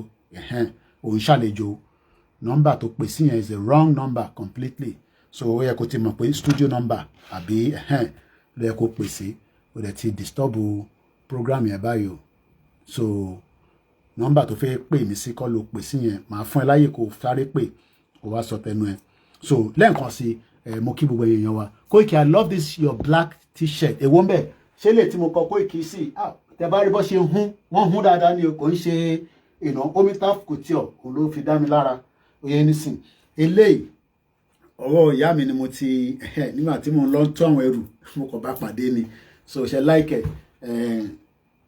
ẹ̀rí pé ó fẹ́ tóbi díẹ̀ ti ìyá mi ni ó ní I stand with Ìgbòho ó dẹ̀ stand pẹ̀lú ẹ̀ náà ni so ẹ jẹ́ kí n gbé brọ́dà mi Azeez kó bá wa pè wọlé but nọ́mbà tó lọ pè sí yẹn wrong number ni ẹ kó ti mọ̀ yẹn studio number ló yẹ kó pè sí so anyway yẹn wa ká tó máa tẹ̀síwájú ọba Elédùmarè wà pẹ̀lú gbogbo wa we are humans but má fabricate ìrọmọ Ìgbòho ẹ lè má like ẹ bó ṣe dé fìlà APC inú yìí lè má dùn sí but ẹ má wá sọ pé wọ́n sponsor wa ṣe rí gbogbo àwọn grandma gbogbo àwọn màmá wa everybody inú wọn ní dùn no they at your back reach ẹ̀hún náà ni mo ń sọ mo ti sọ mo ní omitaf couture ló bá mi ṣe wọ́n hún ni o wọ́n hún sí lára ni o kò ń ṣe pé wọ́n lẹ̀ o wọ́n hún sí lára ni o ó wà expensive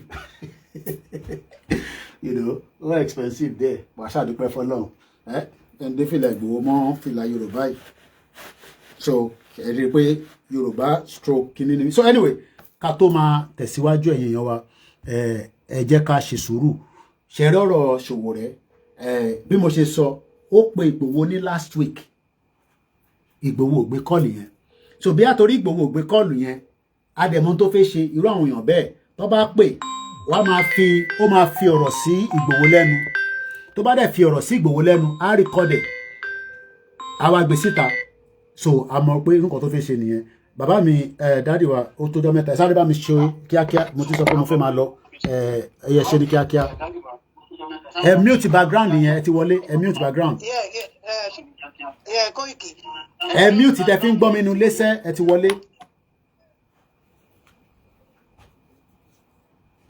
ó yẹ gbóhùn sókè mò ń gbọ́ yín nísìn mo ní kẹ́ mute phone mo ní kẹ́ mute tv lẹ́sọ ni mo sọ fún yín ẹ ti mute phone yín. ọ̀rà easy wọ́ sọ̀rọ̀ Mr. Dada ò tí ì rẹ́dí ó yá easy sóhùn sókè kíákíá. What's going on? Easy sọ̀rọ̀ mò ń gbọ́ ẹ ẹ̀yin méjèèjì náà lẹ́ ń disturb ara yín ẹ gbóhùn sókè Mr. Dada ká fẹ́ máa lọ fẹ́ lọ jẹun ebi ń pa mí. mò ń gbọ́ yẹn máa sọ̀rọ̀ lọ gbogbo àwọn bàbá tó dá sí gbogbo àwọn eré àwọn ilé iṣẹ́ dáwó nígbà tá à ń dáwó walkie talkie orúkọ wọn ni mo fi save mo ní London walkie talkie gbogbo wọn lọ dáwó èèyàn kan wá ní Sowore wá ní wọ́n fún wa lówó àbórí ń ta ẹni ẹ gbóhùn sókè sà. má dá Sowore lóhùn kò tẹ́ kí n tẹ mo kàn gbọ́ mo sáré tí mo gbọ́ ohun ẹ̀ ń sìn ni láìpò tí wọ́n sọ I will explain it to you wọ́n ní Ìbàdàn ló mọ̀ ò mọ̀ láìpò nǹkan tó mì ní pé èmi ló mọ̀ ò tí ì mọ̀ mí tó pé Ìbàdàn ló kàn ń gbọ́ o but ò tí ì mọ̀ láìpò ni àwọn Yorùbá ló máa ń lò pé ó dàbí wípé you just know me but you don't know me fully. Ìwọ tó mì ní. ẹ ṣé gan ni ṣé àwọn Ìbàdàn nìkan ló máa wá ń lò ni àbí Ìjẹ̀bú náà máa ń lò torí Yorùbá yẹn ṣé every Yorùbá ló máa ń lò. every Yorùbá ló ń lò wọ́n fi èdè ayé ó dàbí pé kó sọ pé màá fẹ́ ná tán bí owó. you understand. màá fẹ́ ná tán bí owó ó dàbí pé ọ̀sọ̀ bẹ́ẹ̀. ìpè àwọn ò tí ì mọ̀ mí ó kàn Ìbàdàn ló mọ láìpò pé ò mọ̀ mí ó kàn mọ wọlé ni ò tí ì mọ̀ ẹni tí wọlé jẹ́. Wow. You understand. Wow. Very interesting Yoruba, very good.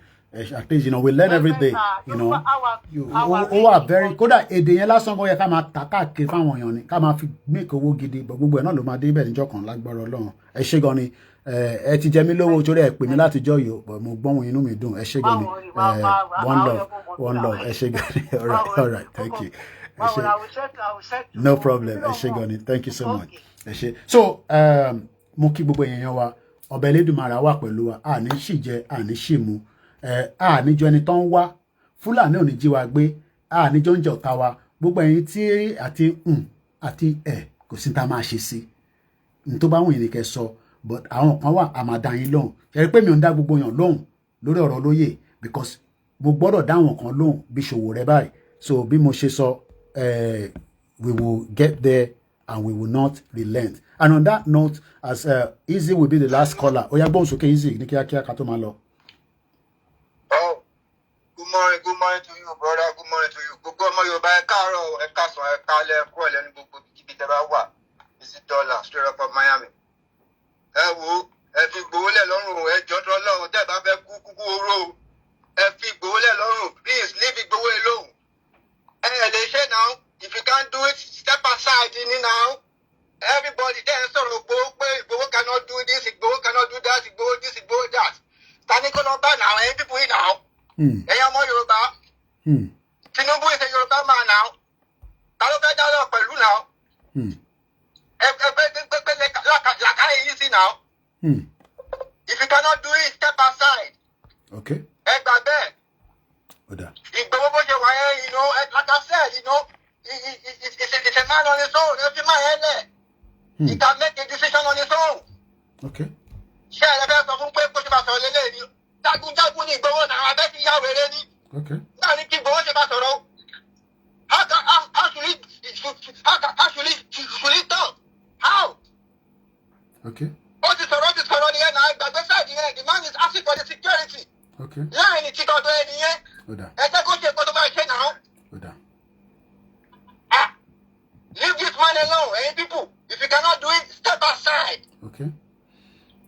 Thank you, brother. Thank you so much. 2018 ni mo fẹ́ kọ ní picture tí mo post yẹn, so mo ti rí pé 2028 àìtí di 2028 mo ti lọ edit ẹ. Anyway, thank you so much everyone. Enjoy the rest of your day. Mo kí ẹ ọ̀gá mi pátápátá presido kò ní bàjẹ́ fún wa àníṣe lásán ìyẹn yágbóyájú.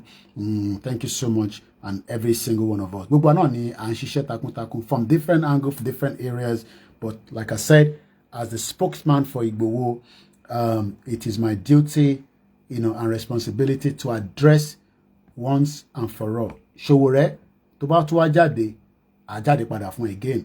Àwọn èèyàn kan ní a gbọ́dọ̀ jáde, especially Nigerians at home.